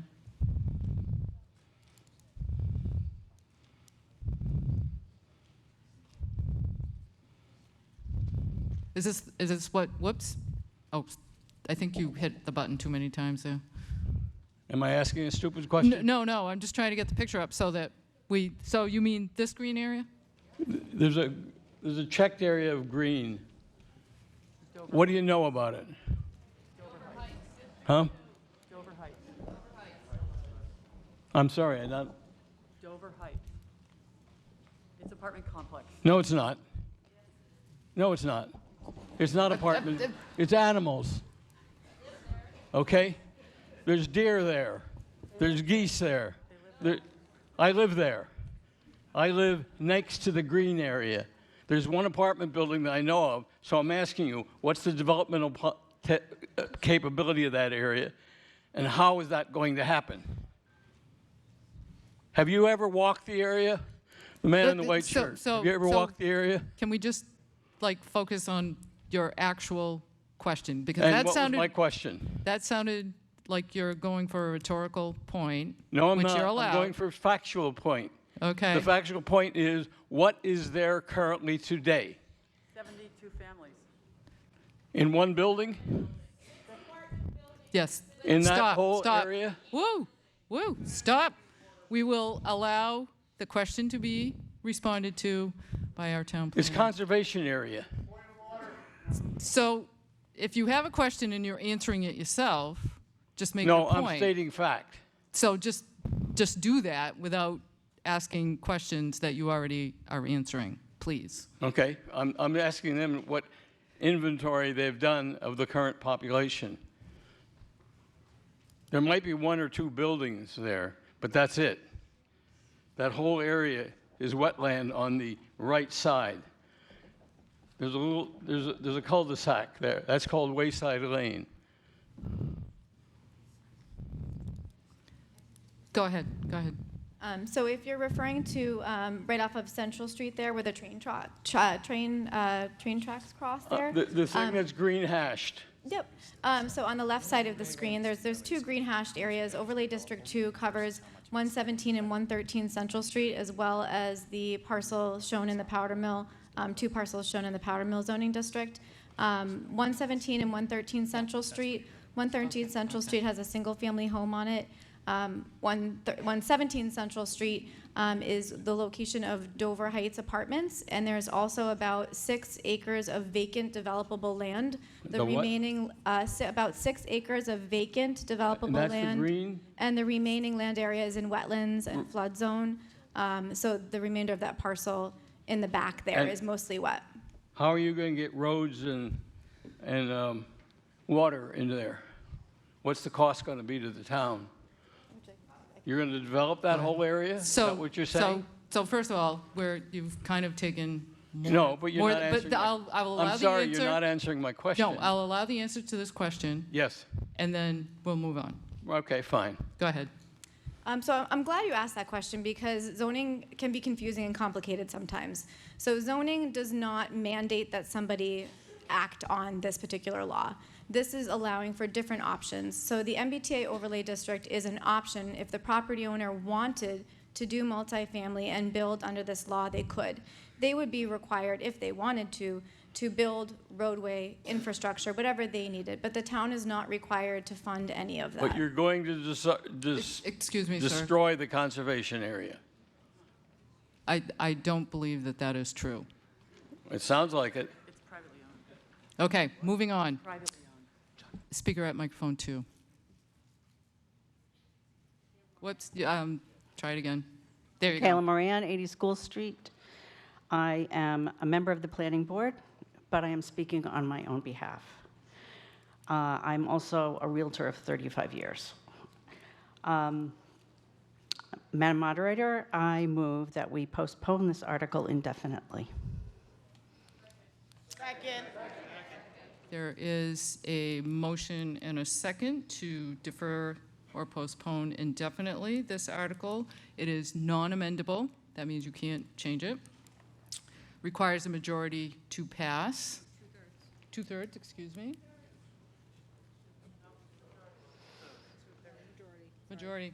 Majority. I was correct the first time. Majority to pass, and it may be reconsidered at a future time. Is that clear? Because now you may speak to your motion. Whoops, hit the button again. There you go. Could you fix the clock to give me my 2 minutes, please? Go ahead.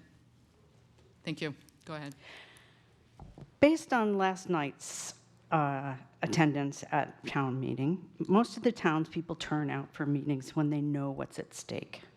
In this case, I believe most folks would not be able to articulate what this article is about, nor would they be able to note even one effect on our town. None of the zoning articles has been explained clearly as to the effect on the town infrastructure. Planning staff says that there are too many variables to quantify the impact, though they can calculate that the zoning changes in this article alone would allow 1,600 new housing units at a 17% increase over the current number of houses. The article creates an economic incentive to replace existing housing, mainly historic homes along Main Street, and in other areas, existing multifamily housing with high-end market rate condos. Thus, it will increase rental costs and leave the town behind the 8 ball in our state-obligated affordable units and the town's efforts at DEI. This article amounts to trickle-down economics applied to housing. We know that it doesn't live up to its promises and that the rising tide does not lift all boats. We are leaving the alteration of Acton unchecked to profit-based developers and market forces. It puts tenants at risk with no solution to the inevitable rental increases, and it puts a strain on town services and resources. There are too many unknowns, risks, and downsides to rushing this article through. Let's make reasonable changes to minimize harm and maximize benefit to the town in the coming weeks. Thank you. If, please hold the applause, please. There is an amendment on the floor to postpone this article indefinitely. If anyone has any comments related only to that amendment, the motion, excuse me, the motion. What is your point of order? I'm sorry, I can't hear you. There was, yes. So, only to the motion to postpone. Anyone at microphone 1? No, okay. Microphone 3, go ahead. First, a question. Will I be able to give my presentation on the main motion if this fails? Because You will be able to speak if this fails, you will be allowed to speak. Thank you so much, because I let a couple people that felt like they really needed to talk before me go. So for me, this is a really great idea to postpone this. So many towns are postponing to the fall. The towns are rejecting it, and the Attorney General is doing nothing. The only case the Attorney General has is with Milton, but they have not done anything for the other towns. That this would allow Acton to take advantage of the legal fees that other towns are paying. And so I urge you to vote yes to postpone indefinitely. Also, postpone till the fall, because that'll be another few months of people at Dover Heights not being at risk. Because I agree with what the person said. As soon as the ink dries, tenants are going to be at risk. So I wholeheartedly ask you to vote yes for this motion to postpone indefinitely. Thank you.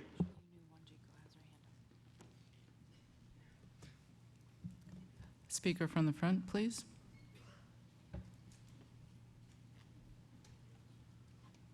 Only on the motion to postpone. Hi, this is Patricia Wendell from Laurel Court.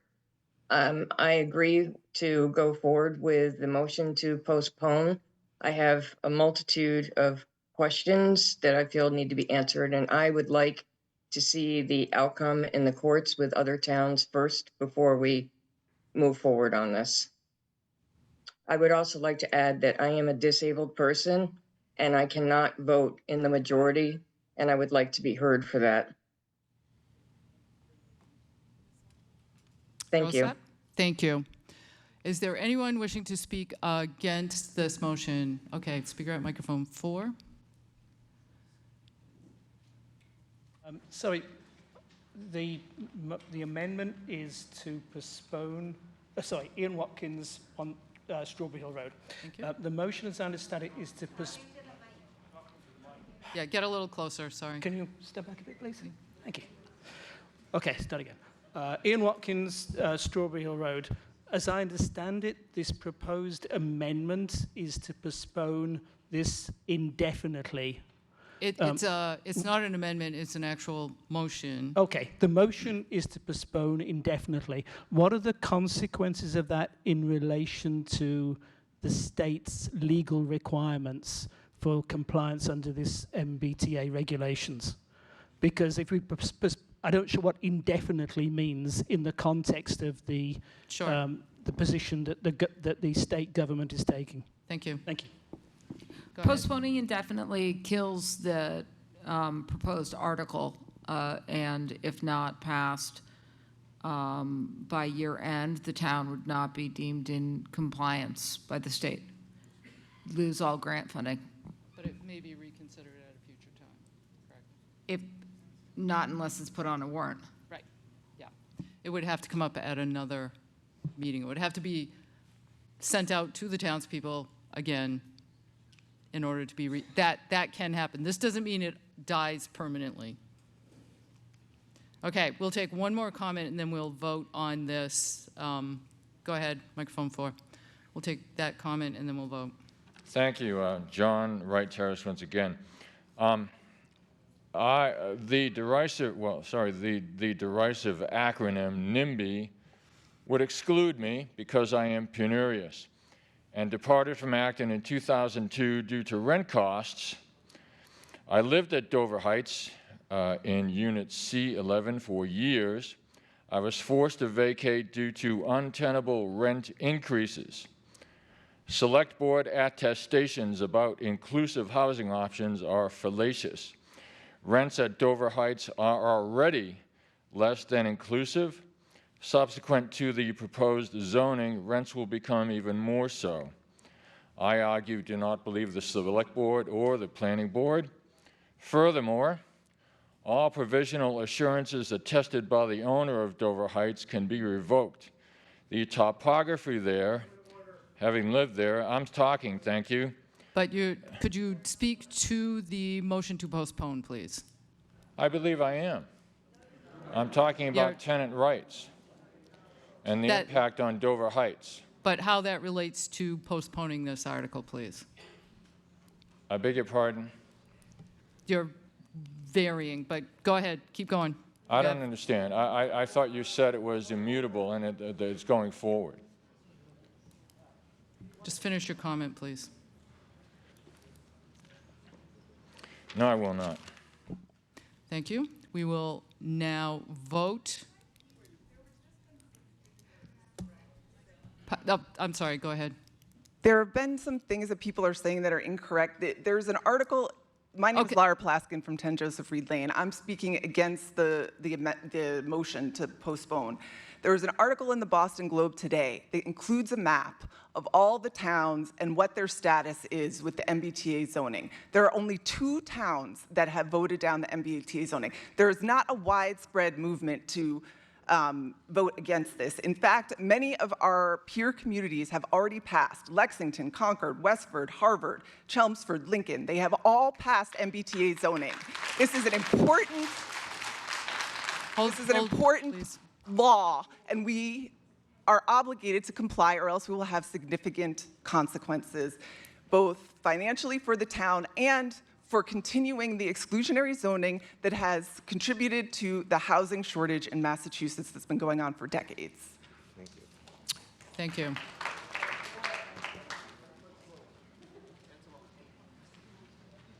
We'll vote on the motion to postpone indefinitely, except, is this a correction of information or? Yes. Go ahead. Hi, everybody. My name is Ian Shankman. I'm the owner, my company is the owner of Dover Heights. And as it pertains just to the motion for amendment, I'd like to clear up a couple things that were said that were incorrect. First, our property is not on conservation land. There is wetlands, but they're not on conservation land. If it was on conservation land, you can't build on conservation land. And we'll obviously, if there was any development, wouldn't be built in the wetlands. And we'd obviously be abiding by the buffers. Secondly, what was just stated regarding the rents at Dover Heights is also inaccurate. a majority of the rents at Dover Heights do fall within the affordable Point of order. definition from HUD. Point of order, I heard. This has nothing to do with the amendment. Just correcting information from previous, and I'll allow it, and then we'll go to the amendment. Go ahead. And lastly, what I'll state is, and I've stated previously, is that we have no plans to displace any of our residents now or in future development. Thank you. Thank you. Now, please hold your applause. The motion requires a majority. We'll try it by voice. If needed, we'll go to the clickers. This is to defer indefinitely. It does require a majority. All who are in favor of deferring, please say aye. Aye. Oh, thanks so much for yelling. All who are opposed, please say nay. Nay. We will go to the clickers.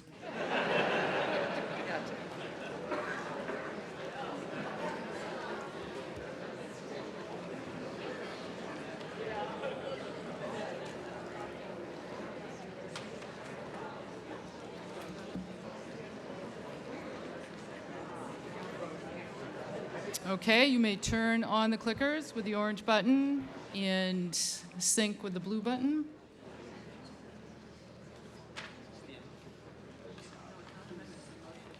If you are voting yes to postpone, please choose A. If you are choosing to abstain, you may choose C. And if you do not want to postpone but continue discussion of the article in a potential vote, choose E for no or nay. Is everyone's clicker doing all right? Okay. Oh, am I seeing a hand back here? Another one over that direction somewhere?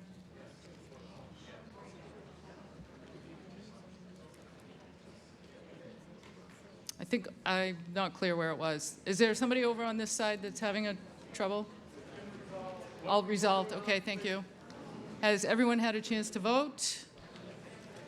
All right. We're all set in the gym. Thank you. Point of order. Okay. Somebody over here asked, what are we voting on? As I stated, we are voting on whether to defer this article. So if you want to defer it or you vote aye or A, and if you want to continue the discussion and vote on it tonight, you vote nay. Any further questions? Has everyone had the opportunity to vote? Then voting will be closed, unless I'm seeing a little trouble down here. Are we all set?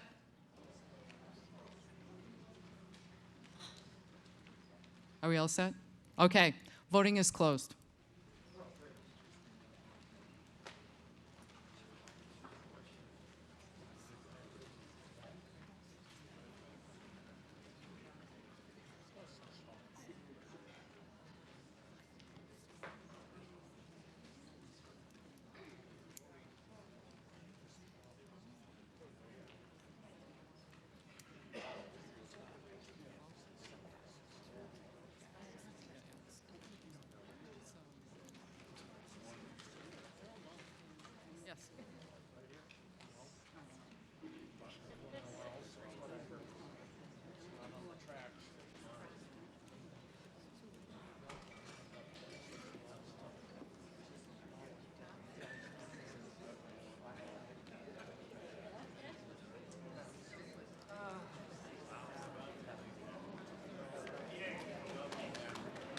The motion fails by 2/3, so well above the majority. So we will continue on with the main motion. Yeah, interesting. I hadn't thought of that. You're right. Oops, sorry. Did I hear a point of order? I'm sorry, sir. Could you go to a microphone?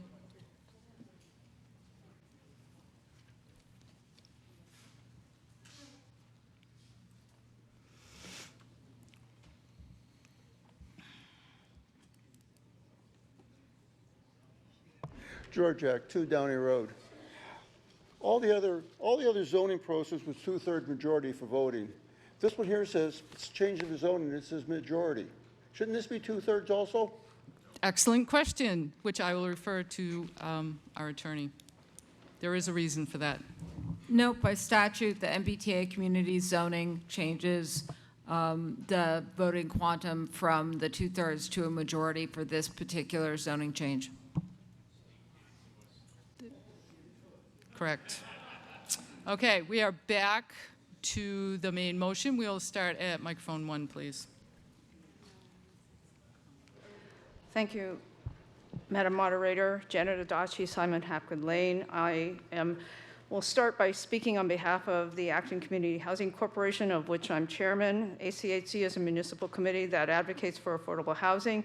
The committee historically has focused on owner-occupied affordable housing, though it has also supported projects that create affordable apartments, including projects of the Acton Housing Authority.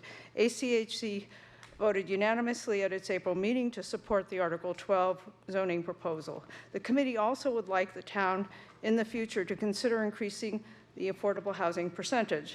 That will require the approval from the Massachusetts Executive Office of Housing and Livable Communities and hinge on the HLC's determination of economic feasibility.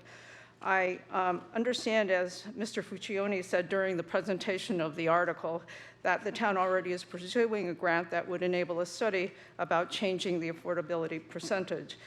In addition, speaking more for myself, I would like to reiterate what previous speakers have said to negate persistent assertions to the contrary by some people. One, the MBTA Communities Law does not mandate construction. It simply requires the adoption of a zoning provision, and if construction happens, it will be because the property owners want it, and conditions are also right for it to happen with no shortage of available land, water supply limitations, solid waste treatment challenges. Two, the MBT Communities Law does not preempt local regulations and requirements that apply to development projects. The town's permitting process and other requirements for development projects aren't going anywhere, so the town will retain control over local development. You shouldn't confuse the MBTA Communities Law with Chapter 40B, the State Affordable Housing Law, which does preempt local regulations. Finally, the MBTA Communities Law does not impose one-size-fits-all requirements. The law affords local communities the flexibility to create zoning for multifamily housing that will comply with the law's requirements while also reflecting each community's unique conditions and values. The Article 12 zoning proposal is the result of 2 years of effort, as Mr. Fuccione said, and Your time has expired. I have 21 seconds. Oh, I'm sorry. I thought it was, no, it's going up. It's going Is that up. over? Okay. Anyhow, thank you. Thank you. We'll go to microphone 2. Jane Moosbrooker, Brewster Lane. I think there's been general agreement that at 10% affordability, the MBTA bylaw will not solve the housing crisis. It might not even do much to help it. I move to amend this bylaw to read 30% affordable housing at 50 to 80% AMI. I would like to speak to that. Could you hold that thought for 1 second? It has an amendment has been moved and seconded. However, I believe it is out of order. Why? Go ahead.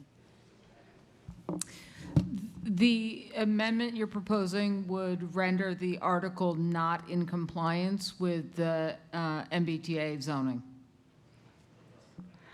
I don't think there's been a ruling yet on that. I believe our attorney is the person who is most informed on that measure. So I will have to. Is there any level of affordability above 10% that might be acceptable? I understand some towns have moved it to be 15%. That's not the motion. The statute does allow higher than 10%, but only if it's supported by specific studies that have been done, and I'm not sure that, obviously you have those prepared for tonight.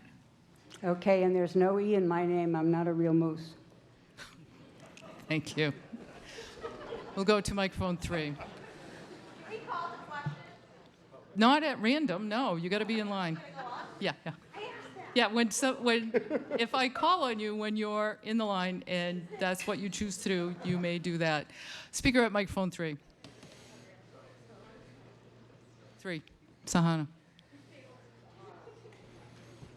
Hi, Sahana Purohit, Blueberry Path.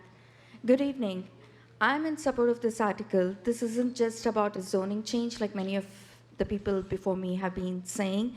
It's a critical step towards addressing the housing crisis gripping Acton and all of Massachusetts. The benefits are clear.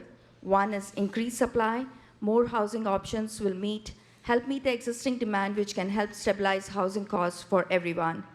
Addresses affordability, community input. This isn't a rushed decision. The proposal reflects the feedback gathered through extensive community outreach. And the next point, compliance with the state law. By not acting, Acton could face legal consequences. It's environmentally friendly. Denser housing near transit reduces reliance on cars, which benefits our environment by lowering greenhouse gas emissions. So some residents may be concerned that this law forces Acton to build a specific amount of housing. Let's be clear, that's not the case. The law requires towns to establish new zoning rules that allow for increased housing density. Building housing itself remains largely market-driven. If I might add, in my capacity as Commissioner on Housing Authority, we have hundreds of local families, like our chair mentioned earlier, desperately waiting for affordable housing, some for years. This plan won't force new housing, but will create opportunities to build more options, including much-needed affordable units. Many public meetings were held to ensure everyone's input was considered. Let's show our support for this well-considered plan. Thank you. Thank you. Speaker at microphone 4. Thank you. I have some slides. Sorry, folks, it's only 2 minutes. It's not any worse than anybody else's. If you wouldn't mind, you can look at the slides at responsiblezoning.org. Next slide, please. Tenants, environment, taxpayer, better off waiting till the courts decide. MBTA zoning, much more expensive than grants and legal fees. Slide 3. The worst mistake, it's wise to wait. Can't undo it. Property owners will file to preserve this. Excuse me, go ahead. Please stop the clock.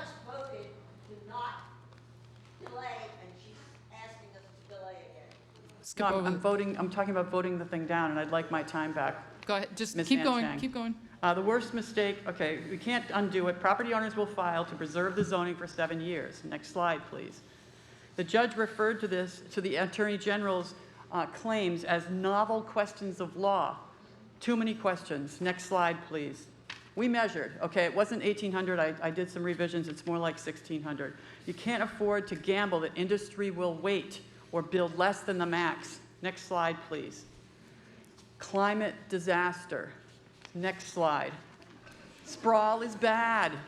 Clustering is good. Next slide. But MBTA zoning doesn't replace the sprawl. Acton sprawl is 50 to 70 new houses a year. According to the calculations, we're building 3 times more housing than the natural birth rate. Plenty of room for immigrants. It's really, take a look at the numbers, folks, not the rhetoric. Next slide, please.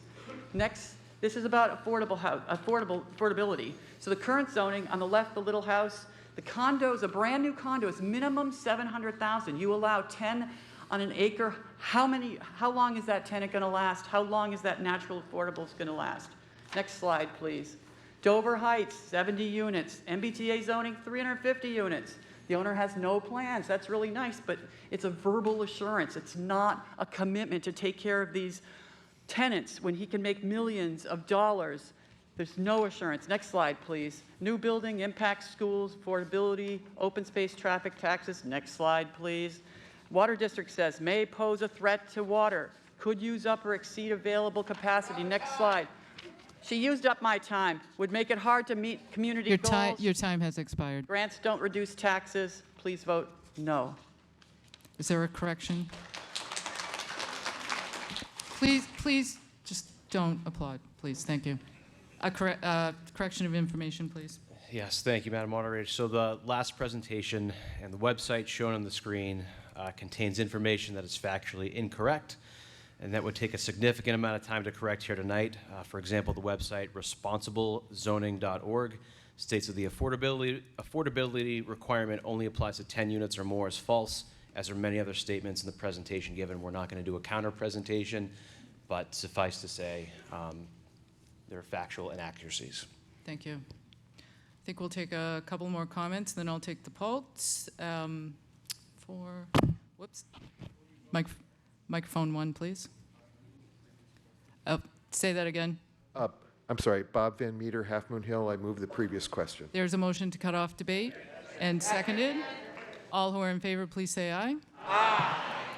Any opposed, please say nay. Thank you. Nay. Noted. Yes. Okay. While this does require a majority vote, we will go to the clickers based on your previous performance. We are voting on the main Article 12 to amend zoning bylaw and zoning map MBTA overlay district. The whole main article there. That's what we're voting on. So you may turn on the clickers and press the blue button to synchronize. Yes.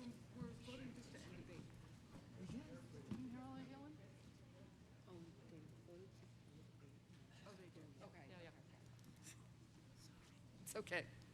Okay. If you are voting yes or aye, please press A. If you are voting no or nay, please press E. Sure. If you are voting yes in favor of Article 12, MBTA zoning bylaw, press A. And if you are voting against it, press E. Just let's do the vote.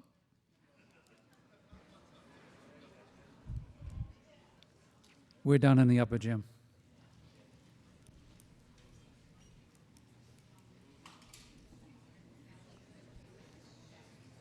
Okay, has everybody had a chance to vote? Are there any clicker? Okay, hold on. Yep.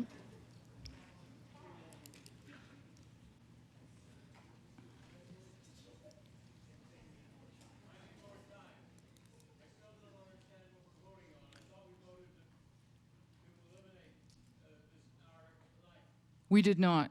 That vote failed. Yes. And then we just voted to cut off debate, which we did. So now we are using the clickers to vote on the actual article. Okay, is everyone clear and had a chance to vote? Okay, I'm going to take that as yes, voting is completed. Let's close the voting.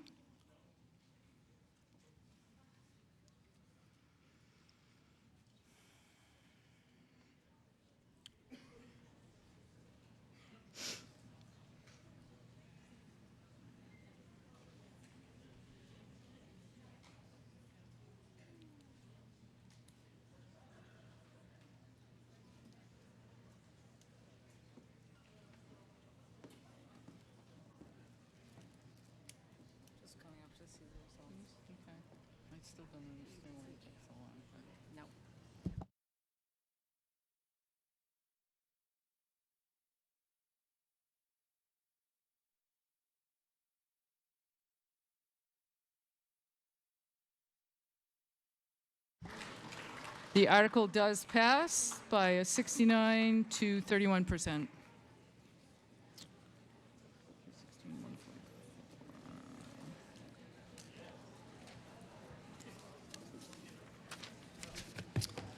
Okay, moving onward to Article 13.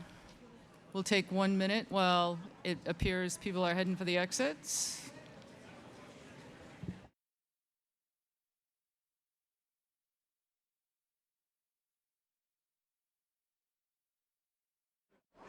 I have a question. Point of order. Huh? Point of order. Point of order. Yes, sir. What happened to the vote that you said we were going to postpone this article? That failed. That failed. So that meant we continued on to Why actually- wasn't it explained what this article was really about? It was about additional developing, high developing. We're going Sir, it was explained. No, it It wasn't. might not have been what you wanted to hear, but an explanation was given. And some of your Not questions... in the town papers. Not in the town papers. town I paper. just, huh? There's only an online paper. Yeah. Sorry, sir. Okay, let's move to Article 13. Amend zoning bylaw and zoning map, South Acton Village Districts. Does require a 2/3 vote to pass. Mr. Capetta moves that the town amend the zoning bylaw and map as set forth in the article. Do I hear a second? It has been moved and seconded, Ms. Youssef.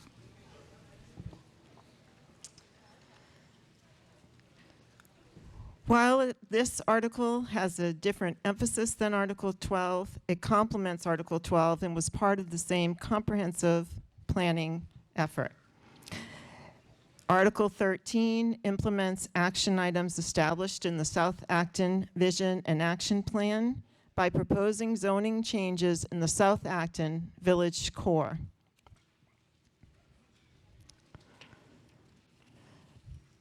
As I described in the previous presentation on Article 12, over the past 2 years, the Acton community worked to update its 1995 South Acton Village Plan. The community engagement effort started with a townwide survey that went out to all residential mailing addresses, including homeowners and renters. And an existing conditions analysis was conducted to better understand the current makeup of the South Acton district.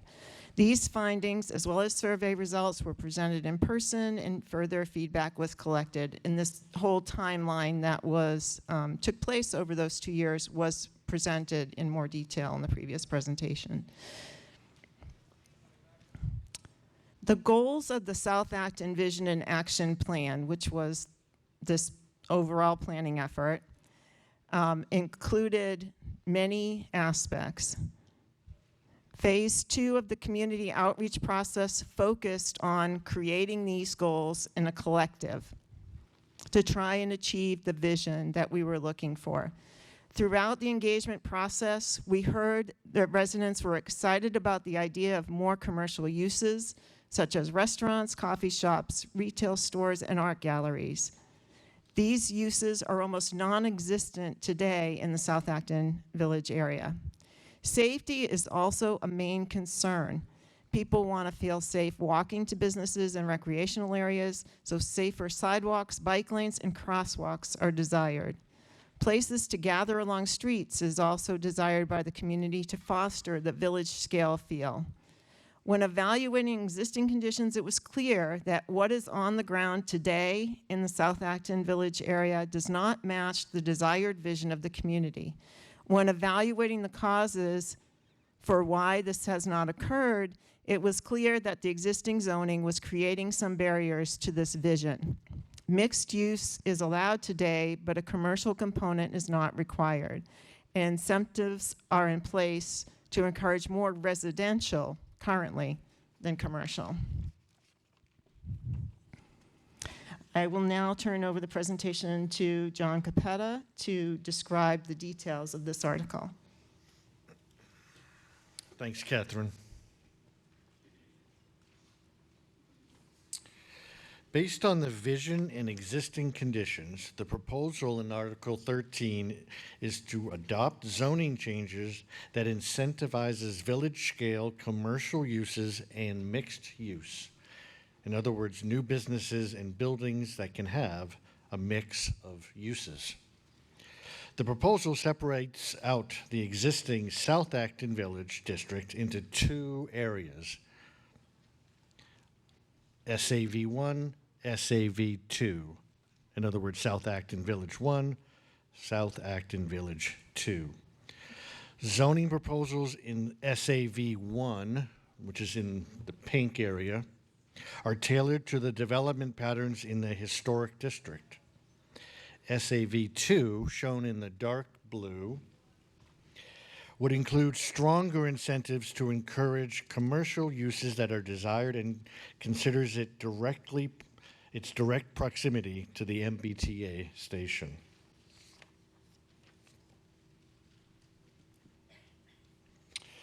SAV1 would require a number of regulations to realize that vision. To improve the pedestrian experience, this proposal includes things like required sidewalks, on-street parking, landscaping and trees in the front yard setback. To incentivize desires for commercial uses, this proposal includes incentives for providing commercial on the ground floor, fronting the street, and all the properties in the historic district will be regulated by the Historic District Commission to ensure the feel of the district remains cohesive.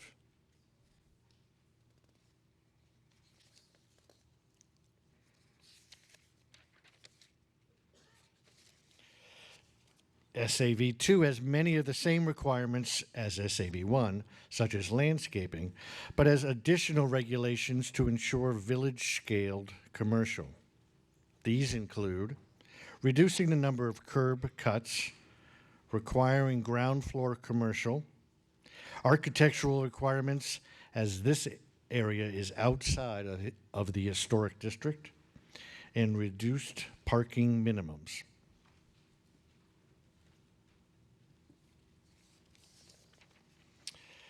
Adopting Article 13 will advance multiple goals of the South Acton Vision and Action Plan by implementing one of the action items and brings the town one step closer to realizing that vision.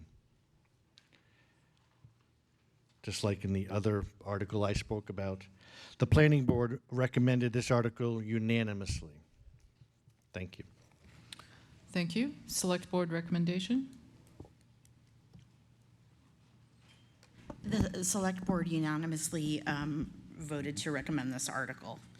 I just wanted to add that approval of this article will update the existing South Acton Village District to encourage commercial uses with mixed use and village scale development.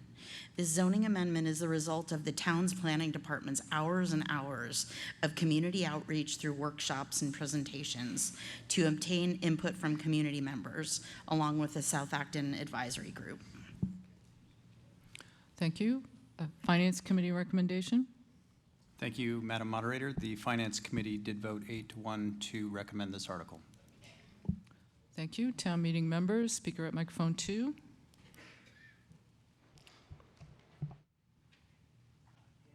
Whoops, try again. There you go. Danny Factor, 11 Davis Road, but I'm actually here as one of the board members of Housing and Climate Justice for Acton, HCGA, and we have concerns about this, but I wanted to ask it more as a question to see if someone could answer it. One of the parts of the district include the apartments on Railroad Street, and I wanted to know specifically what either the planning department or anyone else in town has gotten as far as feedback from those tenants, because that is some naturally affordable housing that we have in the area. And you've heard a lot of concern tonight about, the concern about rents going up, when you encourage development. So we are inclined, especially since this is a warrant item that is not on a time scale like MBTA zoning, and we're not obligated by the state to do this. We're inclined to think that this should go back to the drawing board, and that the planning department, which has a good concept, should be very careful when you include existing affordable housing because of the fears of the rents, which are already going up more. But I want to give the planning a chance to respond. Have you heard favorable things about this from the tenants on Railroad Street in your outreach? Go ahead.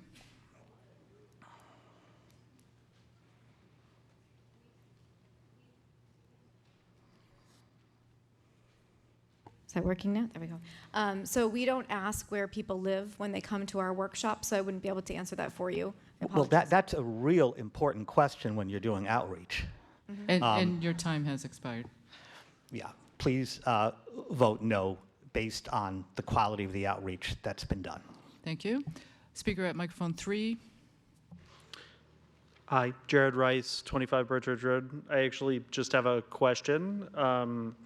Comparing the map for the MBTA overlays that we just approved to the map for this particular zoning law, there's a large chunk of the MBTA 1 residential zoning that seems to overlap with the SAV2 like commercial focused zoning.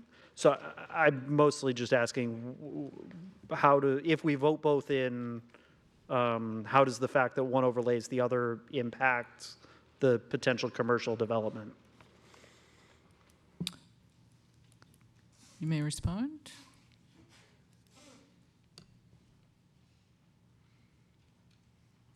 And just to confirm, you're referring to the MBTA lot that the town owns? Is that, I'm looking on this particular handout. There's the large orange lot here. I'm not sure if the town owns that or not. yeah, I believe you're referring to the commuter rail parking lot off of Central Street that the town owns?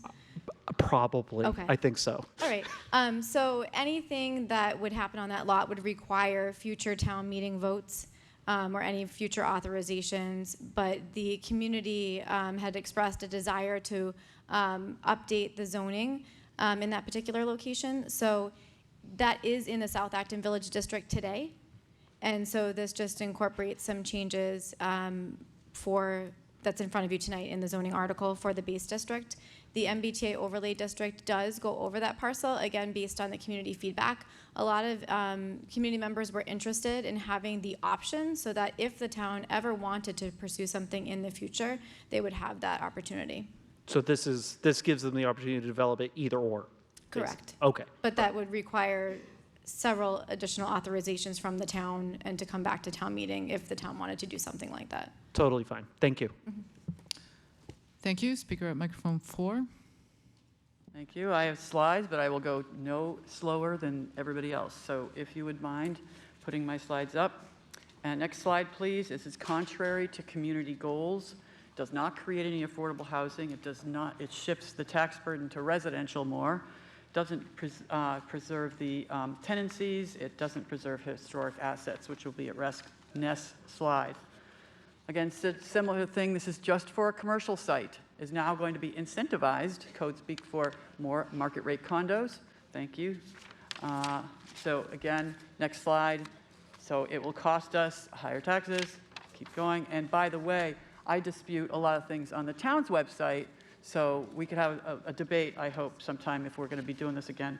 Next thing is, thank you, this is River Street, 12 tenant families. If passed, the landowner will make millions by raising buildings, losing naturally affordable apartments. We get to 18 unaffordable condos. Families and small business probably displaced. Next slide, please. Again, Water District warns about issues. Next slide. This is an example of a small lot, half acre. If you don't think they can put multifamily housing, go look at Pearl Street. $2 million condos, 800,000 plus 900,000 stuck together, and that's multifamily housing. So, and there's two tenants living in there right now, 2 tenant families. And if you think it's going to be quaint shops, it could be an office, an insurance company. Next slide, please. This is not like West Acton. Outdoor seating and walking areas were not proposed or required in the zoning. They were negotiated by the historic district. I was on the district then. Large parcels in SAV are not protected by HDC. Next slide, please. We may get quaint shops, but we definitely will get increased burden on schools and water, higher traffic, taxes, carbon footprint, loss of historic buildings, and for all that, zero affordable housing, and a higher risk of tenant displacement. I don't understand why this largely affluent crowd doesn't seem to care about the tenants. Next slide, please. Your time has expired. Oh, but somebody interrupted me before. More housing than commercial is a cost before we pay for malls. And then I'll Make interrupt it you inclusive. again. Your Thank time you. has expired. Thank you. Back to microphone 1, please. Thank you.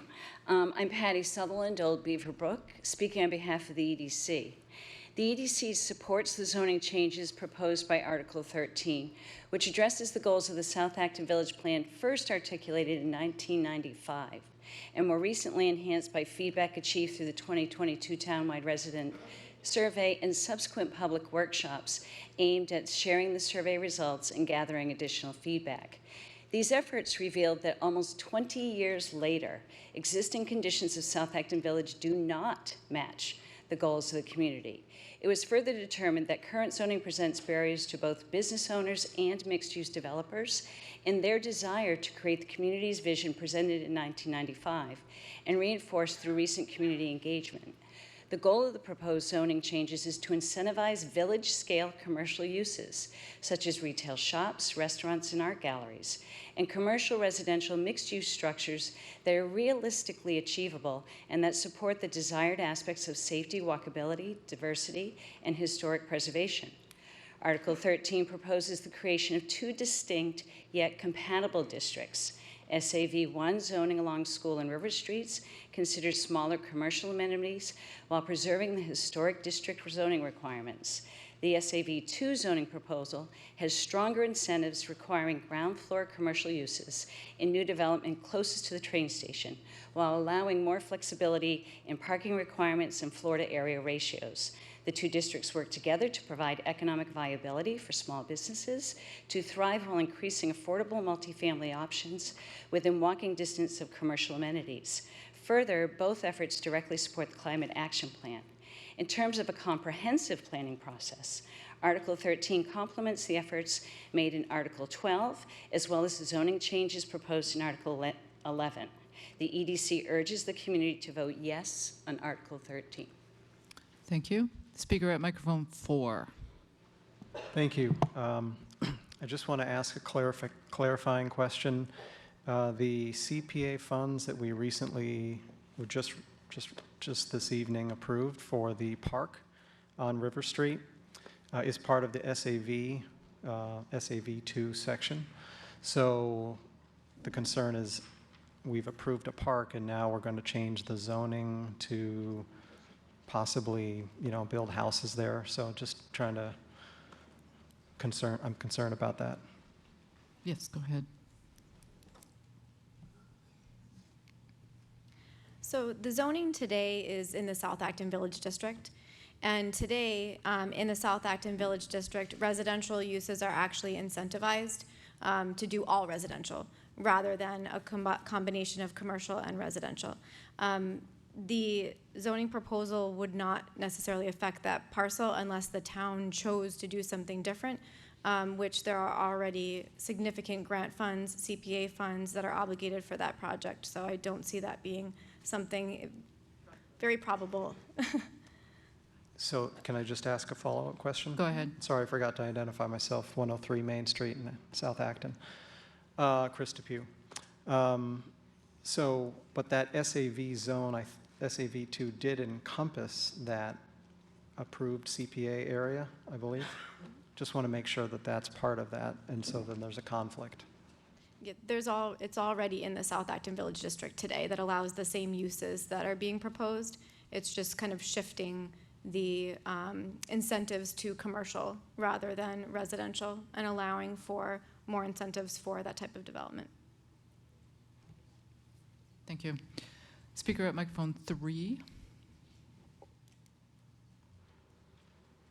Hi, thank you. Ilana Liebert. I'm at River Street, on River Street.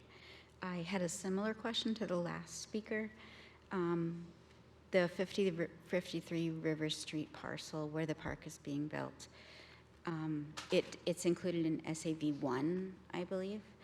And it's that whole part between River Street and the train tracks is the river. And does this change any zoning possibility for people to be building there, whereas right now it's all wetlands and going to be park. Like, can people now, are they more incentivized to build there? And are the wetland requirements lessened or anything? I understand it's just a retooling of the existing district, but can you help me understand? Yes, go ahead. Does this incentivize building in that area? Yeah, I think between we River Street got and the, go ahead. Thank you. That's a great question. So the Wetlands Protection Act is a separate law from the zoning bylaw. In the town of Acton, we have a local wetlands bylaw that says you cannot disturb any land within 50 feet of a wetland, and furthermore, you cannot build or construct a structure within 75 feet of a wetland. So that does not change.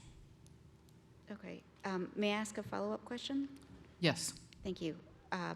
The 53 River Street parcel, which contains the park, my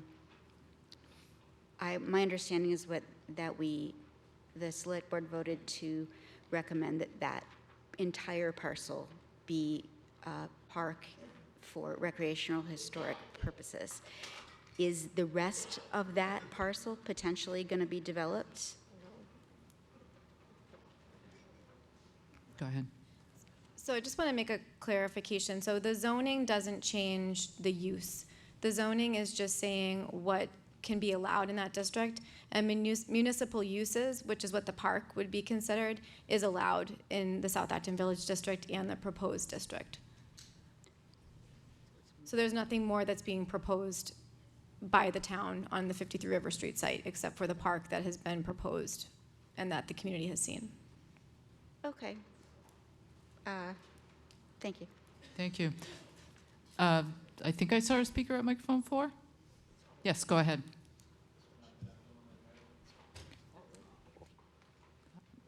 I don't know if I lost track. Perhaps I did, but yes, go ahead. Thank you, sir. Go ahead. Hi, I'm David Martin. I live on High Street. The town has tried to revitalize South Acton Village for decades without success. Even though it used to be the commercial center of Acton, it's very small by today's standards. That smallness makes it difficult to revitalize, but this article makes an attempt. There are only very small changes in the zoning along School and River Streets that was referred to by the previous speaker. These are to promote smaller scale development that can include business. The town planner said earlier that you can already build housing in that area. This does allow things like you can run a business out of your house. And it actually prohibits certain kinds of businesses that are allowed today, like a landscaping business or a machine shop. So there are fewer uses there. The area along Main Street and around the train station would promote a little bit larger businesses, but still scale appropriate to the area. Mixed use would be allowed as long as there's a street-facing business. Zoning establishes a set of rules to guide plans for development. For South Acton Village, it's an attempt to create conditions for a vibrant center. It's true that zoning doesn't guarantee success, but what we have now is certainly not success. Please vote yes on this article. Thank you. Now to microphone 4. Thank you. John from Wright Terrace once again. I'm exceptionally discombobulated. I've got mental health issues, but I cannot depart without stating this. Nothing of what people have attested that will generate affordable housing, in my opinion, is true at all. Moreover, all officious refutations and attestations are not to be relied upon. You're deceitful and dishonest. Thank you. Microphone 3. Call the previous question. There's a motion to cut off debate, and I heard a second. All who are in favor of closing debate, please say aye. Aye. Any opposed? There we go. This does require a 2/3 majority, so let's go to the clickers.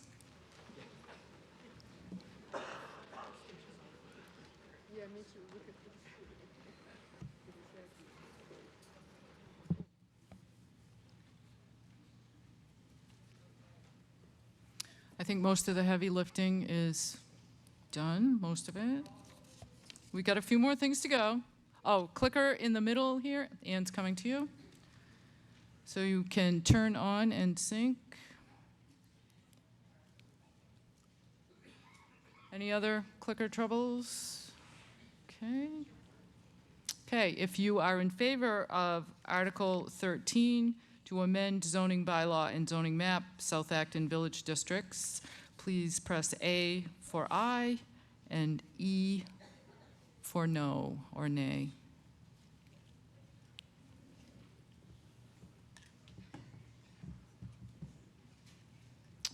Has everyone had the opportunity to vote? We're all set up in the upper gym. Thank you. I believe we are all set here. Voting is now closed.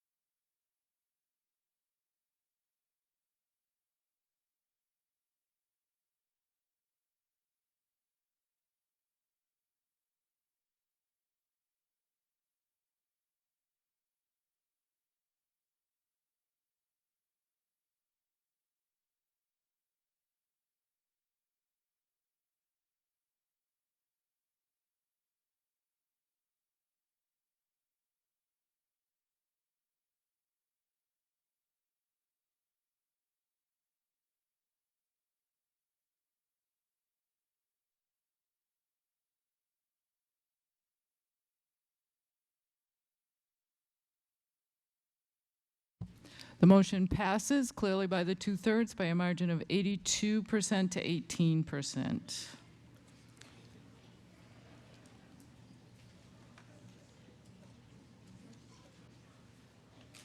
Okay, moving right along to Article 14, authorize long-term lease 19 and 21 Maple Street, requires a 2/3 majority to pass.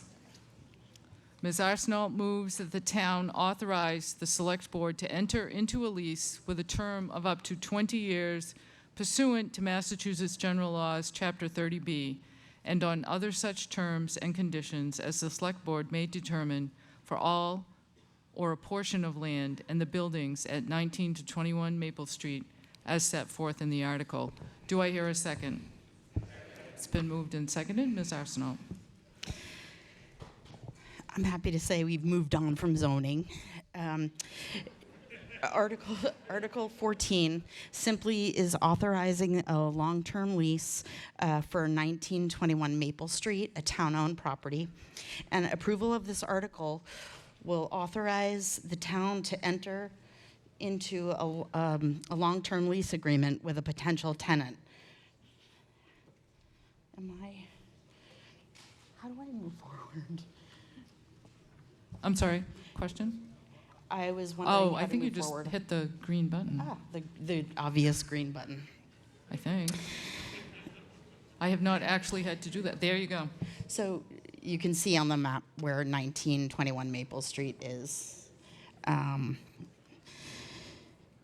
The current lease duration is 3 years. Your approval tonight will authorize a lease of up to a lease term of 20 years.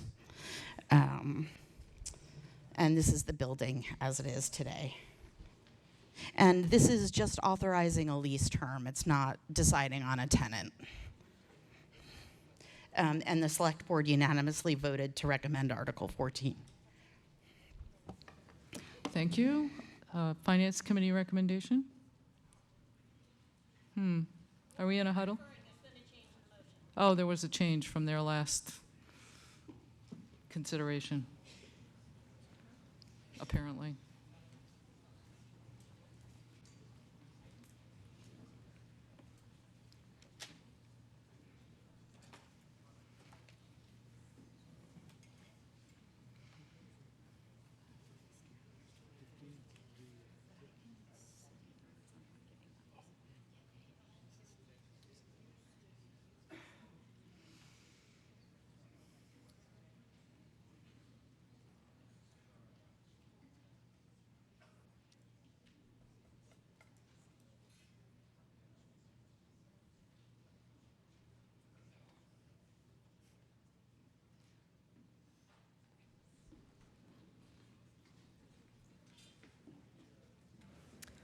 Apologies for the delay.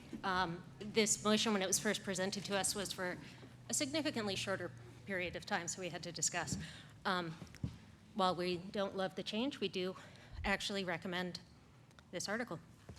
Thank you. Go ahead, sir, at microphone 2. I recall that. Could you first introduce yourself? I'm Roland Willett, Prospect Street. I recall that building being used to, being leased to an ambulance company? Is that's what it's currently being used for? Okay. Yes, correct. All right, thanks. That was all. Madam Moderator, we have a speaker in the upper gym. Yes, go ahead. Good evening. This is Sharon Sean Gruet, Arlington Street, speaking on behalf of the Economic Development Committee. The Economic Development Committee supports the extension of the lease at 19 and 21 Maple Street. The space has the potential to become a vibrant community asset that spurs positive development in the area, and in order to realize this potential, any lessee will need to make a substantial financial investment. No meaningful improvement will likely be made if there is only an option for a 3-year lease. We urge you for a positive vote to enable a major renovation and a positive repurposing of the space that is likely to lead to additional development in the village. Thank you. Thank you. Speaker at microphone 3. Jason Fitzgerald, Flag Hill Estates. I'm speaking in favor of this measure and expect that the good people of Acton will vote that way as well. However, I still feel this measure demands supporting comment if any in this warrant does. No one in our affluent community should be facing food insecurity. I live just up the hill from the food pantry, the current location, and I'm close personal friends with the manager of the pantry, Lindsay Miller. She has spoken at length with me about the impact this little-known resource has not only to the most vulnerable in Acton, but also to the surrounding communities. I've been a part of food drives through my church and scouting organizations and have seen firsthand how important the Acton Food Pantry is. Please vote in favor and offer them all the support we can. Thank you. Thank you. Go ahead, microphone 3. I'm in favor of this article, and I want people to remember what we were talking about before. Years ago, they were talking about tearing the building down and making it for parking. So having this site at the train station, I know there's some argument about some parking spaces, but why worry about parking spaces when you just give away millions of dollars in zoning? But this, to me, this is a wonderful reuse of this space, and I wouldn't care if it would be 10 years. Once you get a community group established in a place, having to move is a terrible thing. So I thank all the boards for supporting this unanimously. Thank you. Thank you. Yes, go ahead at microphone 3. Hi, this is Joseph Wilson, 53 Seminole. I have a question. In the town warrant, it was saying Acton Food Pantry. When the article was introduced, it just said that we were voting that we could give someone a long lease and not voting on whom. Is the plan still to use it for the Acton Food Pantry? Ms. Arsenault. So out of the 3 potential lessees that we received, we haven't gotten into a lease agreement with the food pantry, but that's what the select board agreed upon. And this will just allow them to enter into a more advantageous lease, a length of time. Excellent, thank you.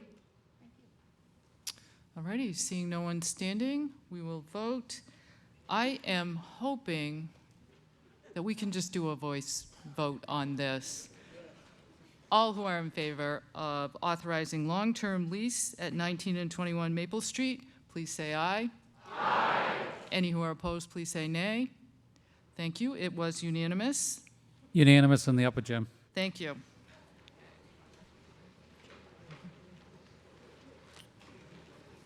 Article 15, tax increment financing, Natural Stonewall Solutions, Inc., 42 and 48 Knox Trail, requires a majority to pass. Ms. Arsenault moves that the town endorse the designation of 42 and 48 Knox Trail as an exceptional opportunity area. Approve and authorize the Select Board to execute a tax increment financing, or TIF, agreement for said parcel as negotiated by the Select Board with Natural Stonewall Solutions, Inc., and substantially, in the form as shown on the handout, approve submission of a certified project application and the TIF agreement for said parcel to the Economic Assistance Coordinating Council, or EACC, and authorize the Select Board to approve any documents and take any necessary actions related thereto. Do I hear a second? It has been moved and seconded. Ms. Yusoff. Hi, Catherine Yusoff, again, Chair of the Economic Development Committee. The purpose of this article is to allow the town to provide a partial exemption in property taxes for 5 years on an incremental investment Natural Stonewall Solutions is making in their business in Acton. This TIF, tax increment financing, is required to allow the business owner to benefit from more significant benefits, more significant funds, rather, at the state level to support his planned increase of 20 jobs in the next 5 years. The Economic Development Incentive Program, which is an initiative out of the Massachusetts Office of Business Development, supports commercial investment and the creation and retention of jobs in the state. In order for a business owner making capital investment to be eligible for state tax credits under this program, the town has to demonstrate its commitment to the business.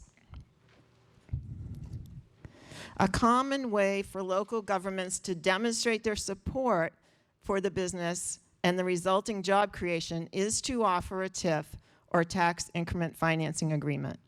For the TIF to be deemed credible from the state's view, it should be for a 5 to 20 year period and include an exemption of 5 to 100% of the tax on the incremental property tax value that results from the capital investment.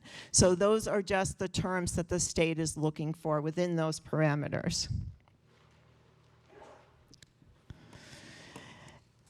As a benchmark, I've included approved projects for this program from fiscal year 2023.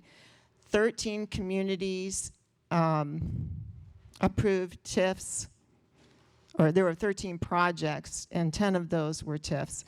And you can see that the amount of local incentive has been much higher than what we're asking for today. So it just gives you an idea of the range of the TIFs that have been granted in other communities.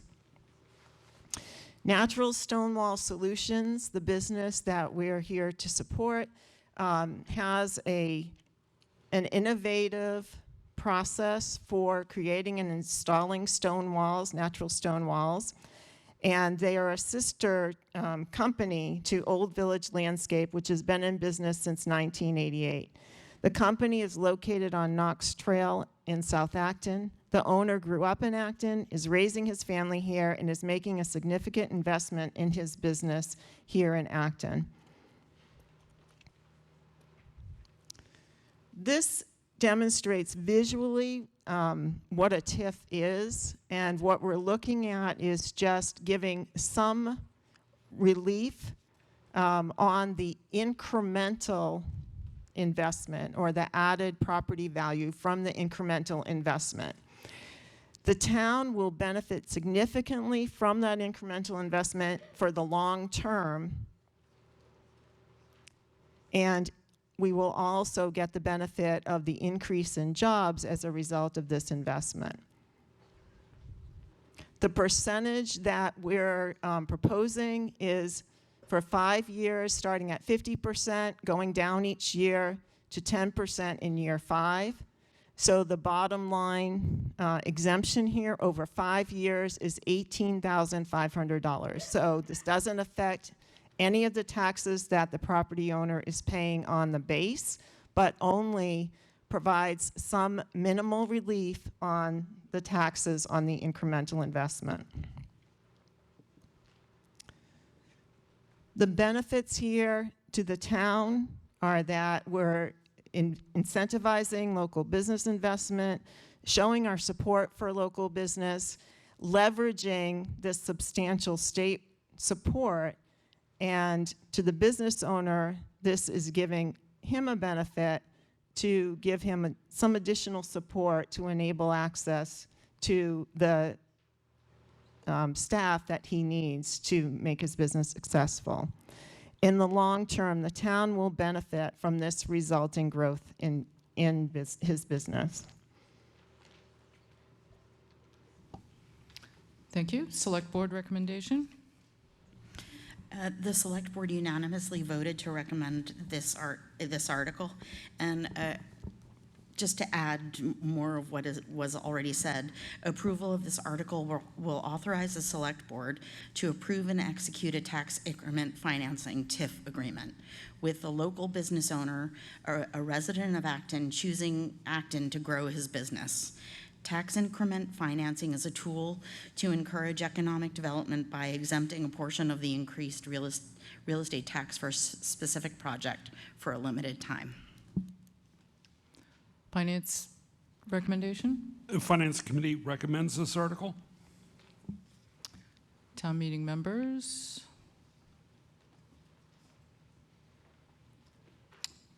Microphone 3. Oh, Deborah Symes, 109 Concord Road.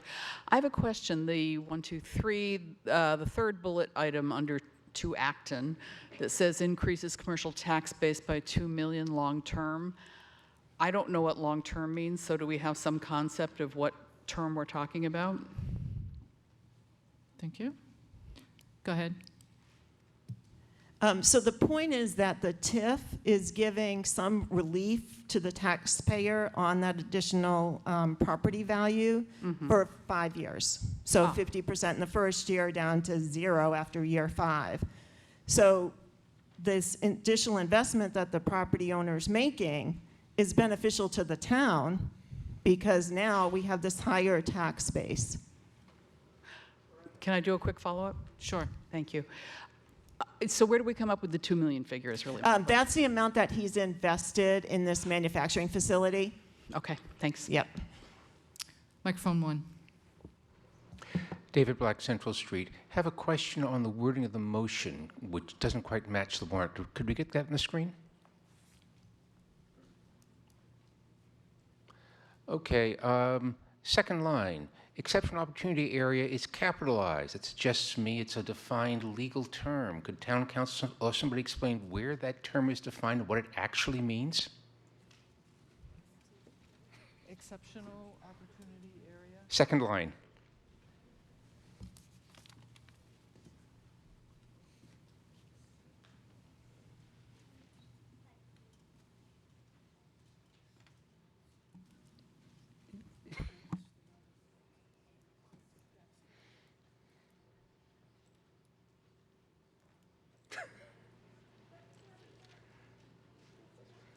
This wasn't meant to be a stumper. Go ahead. Sorry, it is a defined term. I'm not familiar with this particular agreement, but it is a defined term in the statute that is an area designated by the state.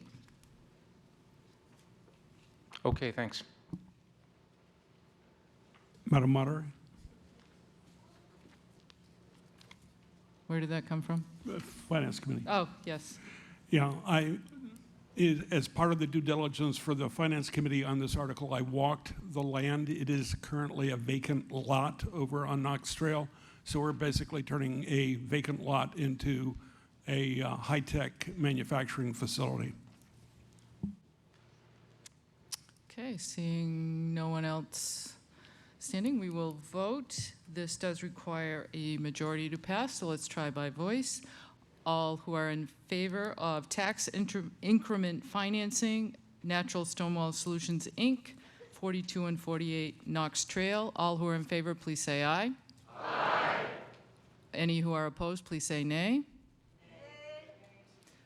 The majority prevails. I assume there's no difference in the gym. Yeah, there's only one opposed here. Thank you. Article passes. Okay, that brings us to our final article. It is a citizen's petition to amend general bylaws, gas-powered leaf blower phase-out, and requires a majority to pass. Mr. Campus moves that the town amend the general bylaws as set forth in the article. Do I hear a second? Second. It's been moved and seconded. Mr. Campus, go ahead. So are we going to do the amendment first?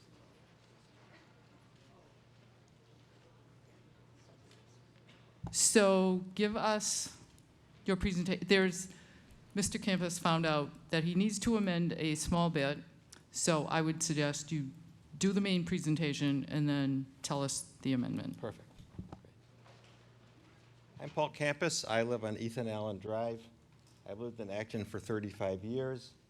I have a couple of degrees in electrical engineering and have spent a year looking into this topic. I am the petitioner for this article. I think you just have to be closer. And Okay. Yeah, try not to move around too much. I can't look at the screen and talk at the same time here, huh? Okay. Okay. So first, this article has been endorsed by Elders Climate Action, Mothers Out Front, the Acton Select Board, though that may have changed recently, Green Acton, the First Parish Church of Stowe and Acton Climate Task Force, and the Nahasa Social Justice Committee of Congregational Beth Elohim. Okay. So here's right here. This is it, right? This has got like a little space thing here. Yeah. Okay. So almost 4 years ago, on September 8th, 2020, this deliberative body, the Acton Town Meeting, voted nearly unanimously to boldly declare a climate emergency, stating the following: be it resolved that the members of Acton Town Meeting call on town government and staff and all Acton civic groups, businesses, and residents to commit to a climate mobilization effort with appropriate support from the state and federal governments to bring net townwide carbon emissions to zero as quickly as possible, with a target date of 2030. Much has been accomplished since that vote, but there is still much more to do. Today, with a yes vote on this article, we can make a significant contribution to this very important effort. Gas-powered leaf blowers, GLBs for short, produce prodigious amounts of three undesirable entities: harmful noise, toxic fumes, and greenhouse gas. Fortunately, battery-powered leaf blowers, BLBs for short, have come a long way in recent years and produce none of these. They are quiet, clean, and green. The use of GLBs in Acton has grown dramatically in recent years due to two factors. More homeowners are outsourcing their lawn care to landscapers, and more new construction is condos which use landscapers for their lawn care. Due to the harm GLBs cause to both people and planet, many towns and municipalities around the country have voted to phase them out. I urge Acton Town Meeting to do the same.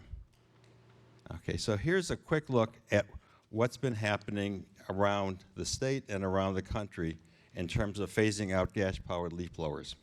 Washington, D.C. phased them out completely in 2022. This year, California has banned the sale of all gas-powered lawn equipment, including lawnmowers, weed whackers, and leaf blowers. Miami Beach has also banned them. In this area, 4 communities have phase-out plans: Lexington, Arlington, Belmont, Cambridge, and Acton is proposed. As you can see on the dates here, we have very carefully looked at what works in terms of the phase-out plan for gas-powered leaf blowers. Almost all of the dates for the local areas, 2025, 20. So the first number is for commercial, and the second number is for residential. So they're all in close alignment. Some of the towns started a little earlier. So Lexington and Arlington are 2025, 2026. Belmont, Cambridge a little later, and Acton, we're proposing 2026 for commercial and 2027 for residential. That would give commercial leaf blower operators 2 full years to transition to battery-powered leaf blowers, and would give Acton residents 3 full years. Okay, first, health. Why is it important to phase out gas-powered leaf blowers? First is harmful noise. Whoops. You go back here. So, there we go. Okay, thank you. So noise, you've heard gas-powered leaf blowers. There's 2 elements to noise. The first element shown in the diagram here is loudness, which is measured in decibels. This is a logarithmic scale, so an increase of 10 decibels is an increase of 100 times noise. Gas-powered leaf blowers, as you can see, are roughly 12 decibels more noisy than battery-powered leaf blowers, which theoretically is 120 times more noisy, but to the ear, it only sounds like about 15 or 20 times more noisy. Secondly, frequency content is a big factor in how harmful the noise is. Gas-powered leaf blowers have a lot of low-frequency content, which can penetrate walls and be more annoying to people potentially who are working at home.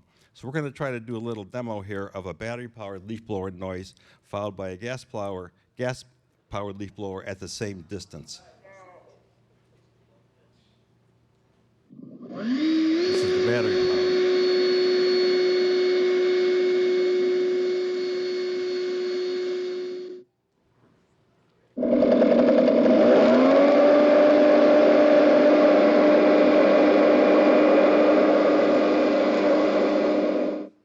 Well, that's the noise.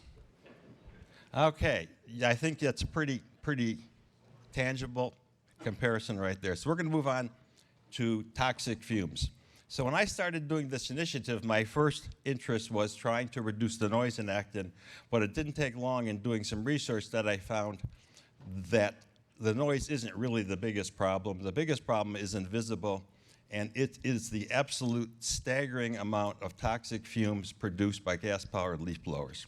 So gas-powered leaf blowers weigh 25 pounds. However, they create 300 times more non-methane hydrocarbons than a 5,757-pound Ford Raptor pickup truck. They create 23 times more carbon monoxide than the same Ford pickup truck.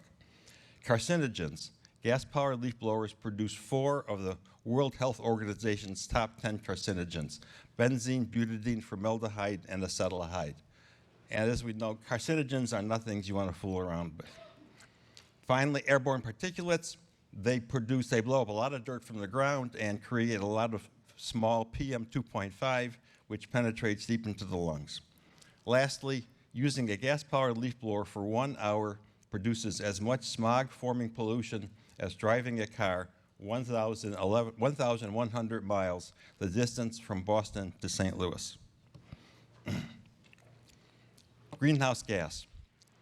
We have estimated that gas-powered leaf blowers in Acton produce 600,000 pounds of preventable CO2 per year. This is from a 25-pound device. A 25-pound gas-powered leaf blower running 620 hours a year, which is what a lot of leaf blower companies estimate the average use of a leaf blower by a landscaper, creates 7,440 pounds of greenhouse gas per year from a 25-pound device. A battery-powered leaf blower plugged into standard grid energy produces only 372 pounds per year at the source of the generation, and 0 pounds per year if you subscribe to Acton's renewable energy option. Okay, this slide has a lot on it, but these are the harms caused by gas-powered leaf blowers. Noise is the biggest harm of noise is to the leaf blower operator. And of course, we have a lot of people in Acton now working at home, and so there's a lot of interference of people working at home. Toxic fumes we haven't had, Acton has had little exposure to toxic fumes in our past because we live in a pretty quiet area.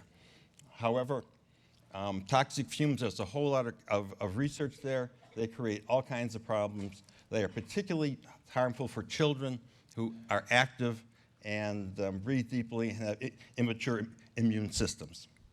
Okay, greenhouse gas, we know that greenhouse gas is a big problem. So yesterday we voted a lot of money to fund the Acton school system, but what good is giving kids a good education if we don't give them a livable planet? I need a glass of water. Is there any water up here? Anybody got a bottle of water? No water.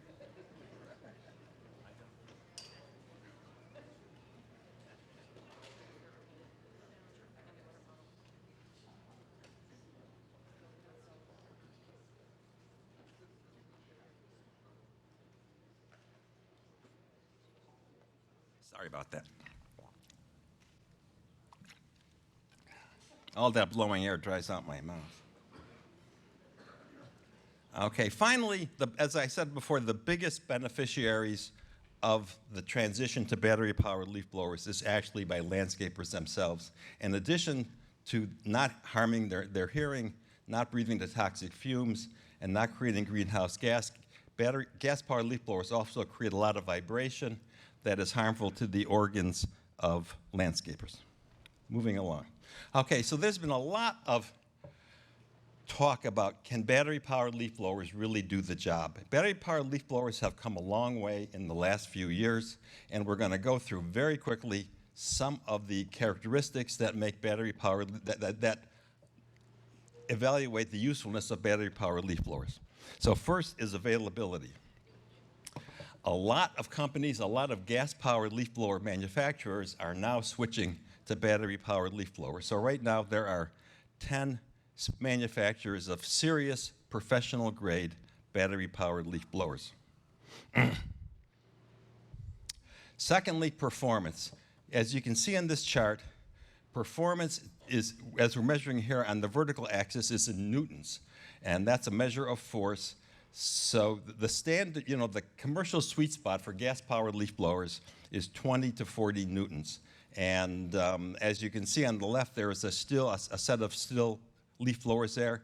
And over time, from 2020 to 2024 and moving forward, battery-powered leaf blowers have made tremendous advances in performance, and pretty soon will probably be more powerful than gas-powered leaf blowers. Weight. One of the other considerations is batteries are heavy. It turns out that you can choose how much weight you want to carry based on how much battery and how much runtime you want to use. So if you want to replace your batteries a little more often, which takes about 10 seconds, you can carry less weight. If you want to run longer on the battery, you can carry more weight. It's purely discretionary. Annual cost. I could spend an hour talking about this slide, but I'll give you the summary. The tan area is operating costs. The blue area is equipment costs. The cost of running a gas-powered leaf blower for 1 year is 90% operating costs, 10% equipment costs. Operating costs includes the two-stroke oil, which you add to the gas, and the service of changing the spark plugs and filters and whatever.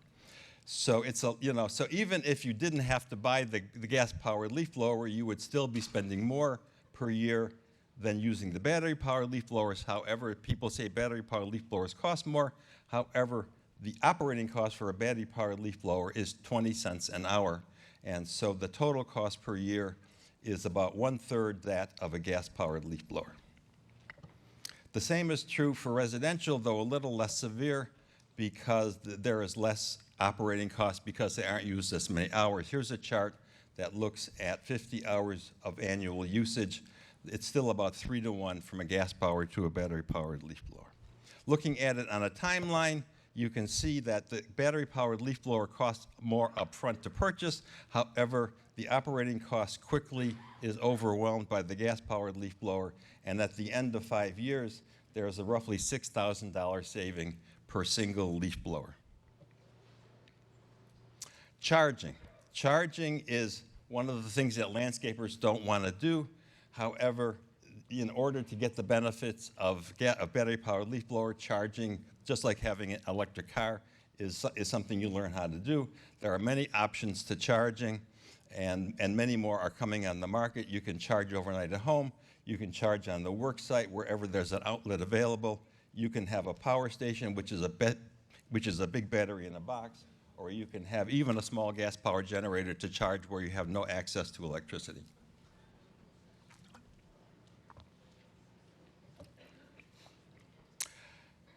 Recyclable. Batteries from gas-powered leaf blowers are fully 100% recyclable. You drop them off, they get ground up, they get turned into new gas-powered leaf blowers. They get turned into new batteries, excuse me. Sorry. Wouldn't that be cute, huh? Okay, so here is the bylaw, a summary of the bylaw. It's really very simple. It's been done by many towns, whatever. It's often done at town meeting. There is nothing complicated here. So the way it works is here we are today, May 7th at town meeting. There is a 1-year grace period before anybody has to do anything. And then for the first year, there is a seasonal ban, which means you can't use the gas-powered leaf blowers during the winter when you don't need them, and during the summer when you're only moving grass clippings, but you can use them during the fall and during the spring. Starting on June 1st, 2026, it begins for commercial landscapers is the permanent ban on gas-powered leaf blowers. Residents have another year that starts on June 1st, 2027. Okay, so this is actually the whole bylaw on one slide. The rest of the bylaw is an exemption. There is an exemption for the use of gas-powered leaf blowers powered by 4-stroke engines will be allowed on lots larger than 1 acre during spring and fall cleanup. This is because for large plots like cemeteries and ballparks, wheeled leaf blowers still have some advantage. If this, I know there is an amendment to remove this exemption. If this exemption were removed, that would allow landscapers to use gas-powered wheeled leaf blowers on every residential lot, which would seriously reduce the effectiveness of this bylaw. Enforcement by the Department of Health or designee assisted by DPW and police. Liability, both property owners and landscapers are liable for compliance of this law. The fines has been changed. The town council has recommended a graduated scale identical to the one used in Lexington, and that will be the first amendment that will be voted on. Okay, that's it. Perfect. Okay, so there are a bunch of things that people are queued up for, I know, but I am going to call on microphone 2 first. Skipping right over. Madam Moderator, I move that this matter be referred to the Select Board to consider for possible future action. It has been moved and seconded that this matter be referred to the Select Board for future action. And yes, go ahead and speak to your motion. This article would pass a new town law. It's not just a resolution. The citizen petition was curated by a single individual. There was feedback from the Economic Development Committee, the Green Advisory Board, the Select Board, and individual residents, which was not included. The feedback expressed concerns that the article was too punitive, too aggressive, too complicated, etc. There are also enforcement elements of this law that I don't believe are workable. I think it's a bad precedent to have them included in a town law in a way which might not be right. The article as put forth has a number of acknowledged flaws. If we move forward, we'll be asked to consider a handful of amendments, including one from the author, plus others. Essentially, we're being asked to edit a law on town meeting floor. By the time we get to a final vote, no one will have read the text of the final law. This is not a way to pass a law. While I'm personally not against the sentiment and purpose of this article, I have to say that more people approached me about being against this article than any other article at this year's town meeting. My motion stops action on this article by sending the matter back to the Select Board for further consideration. The Select Board could evaluate a wide variety of feedback for possible action at a future town meeting.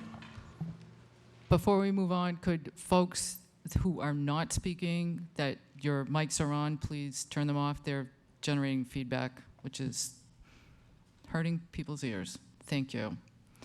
Okay, so. We have somebody in the gym who. So, but first, so we have, is there a further select board comment?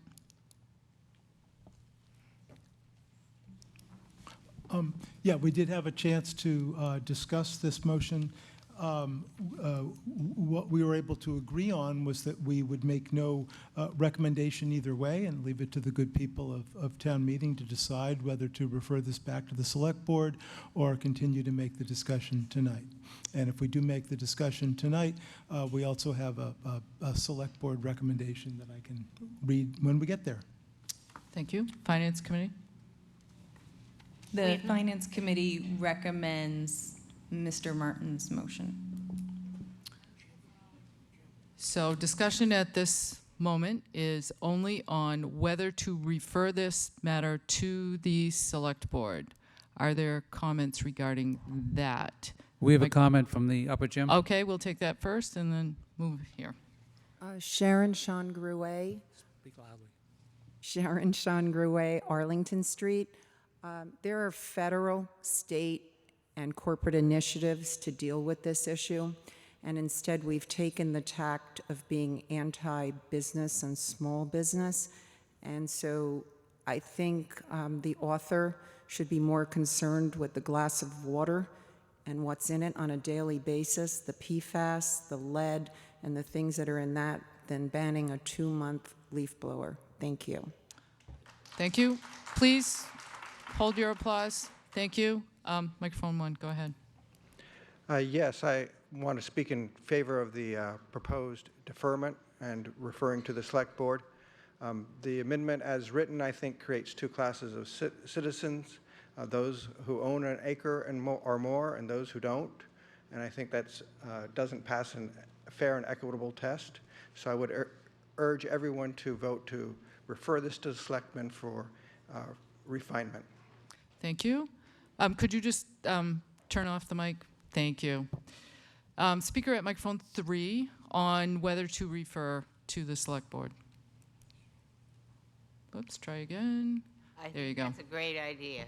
I highly recommend it. Thank you. Thank you. Oh, I'm sorry, Mary Smith.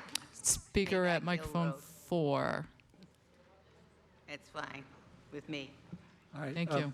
Bill Beebe, 11 Longmeadow Way. It's part of Bellows Farms. The speaker did a very interesting and very detailed job of talking about this situation. I myself, I have 17 deciduous trees on my property. This is about whether to refer to the select board. Refer to the select board. Right. Thank you. Back to microphone 3.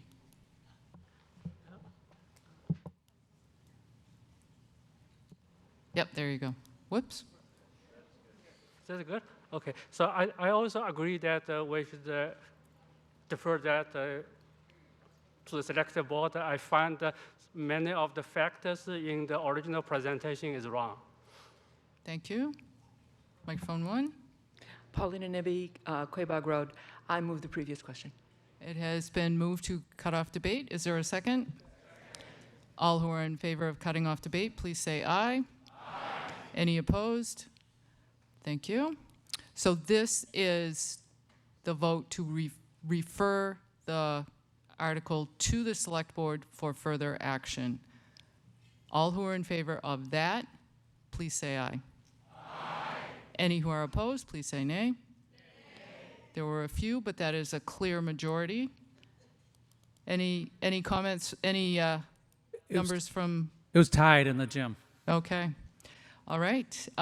So before we conclude for the evening, thank you all for your participation and endurance.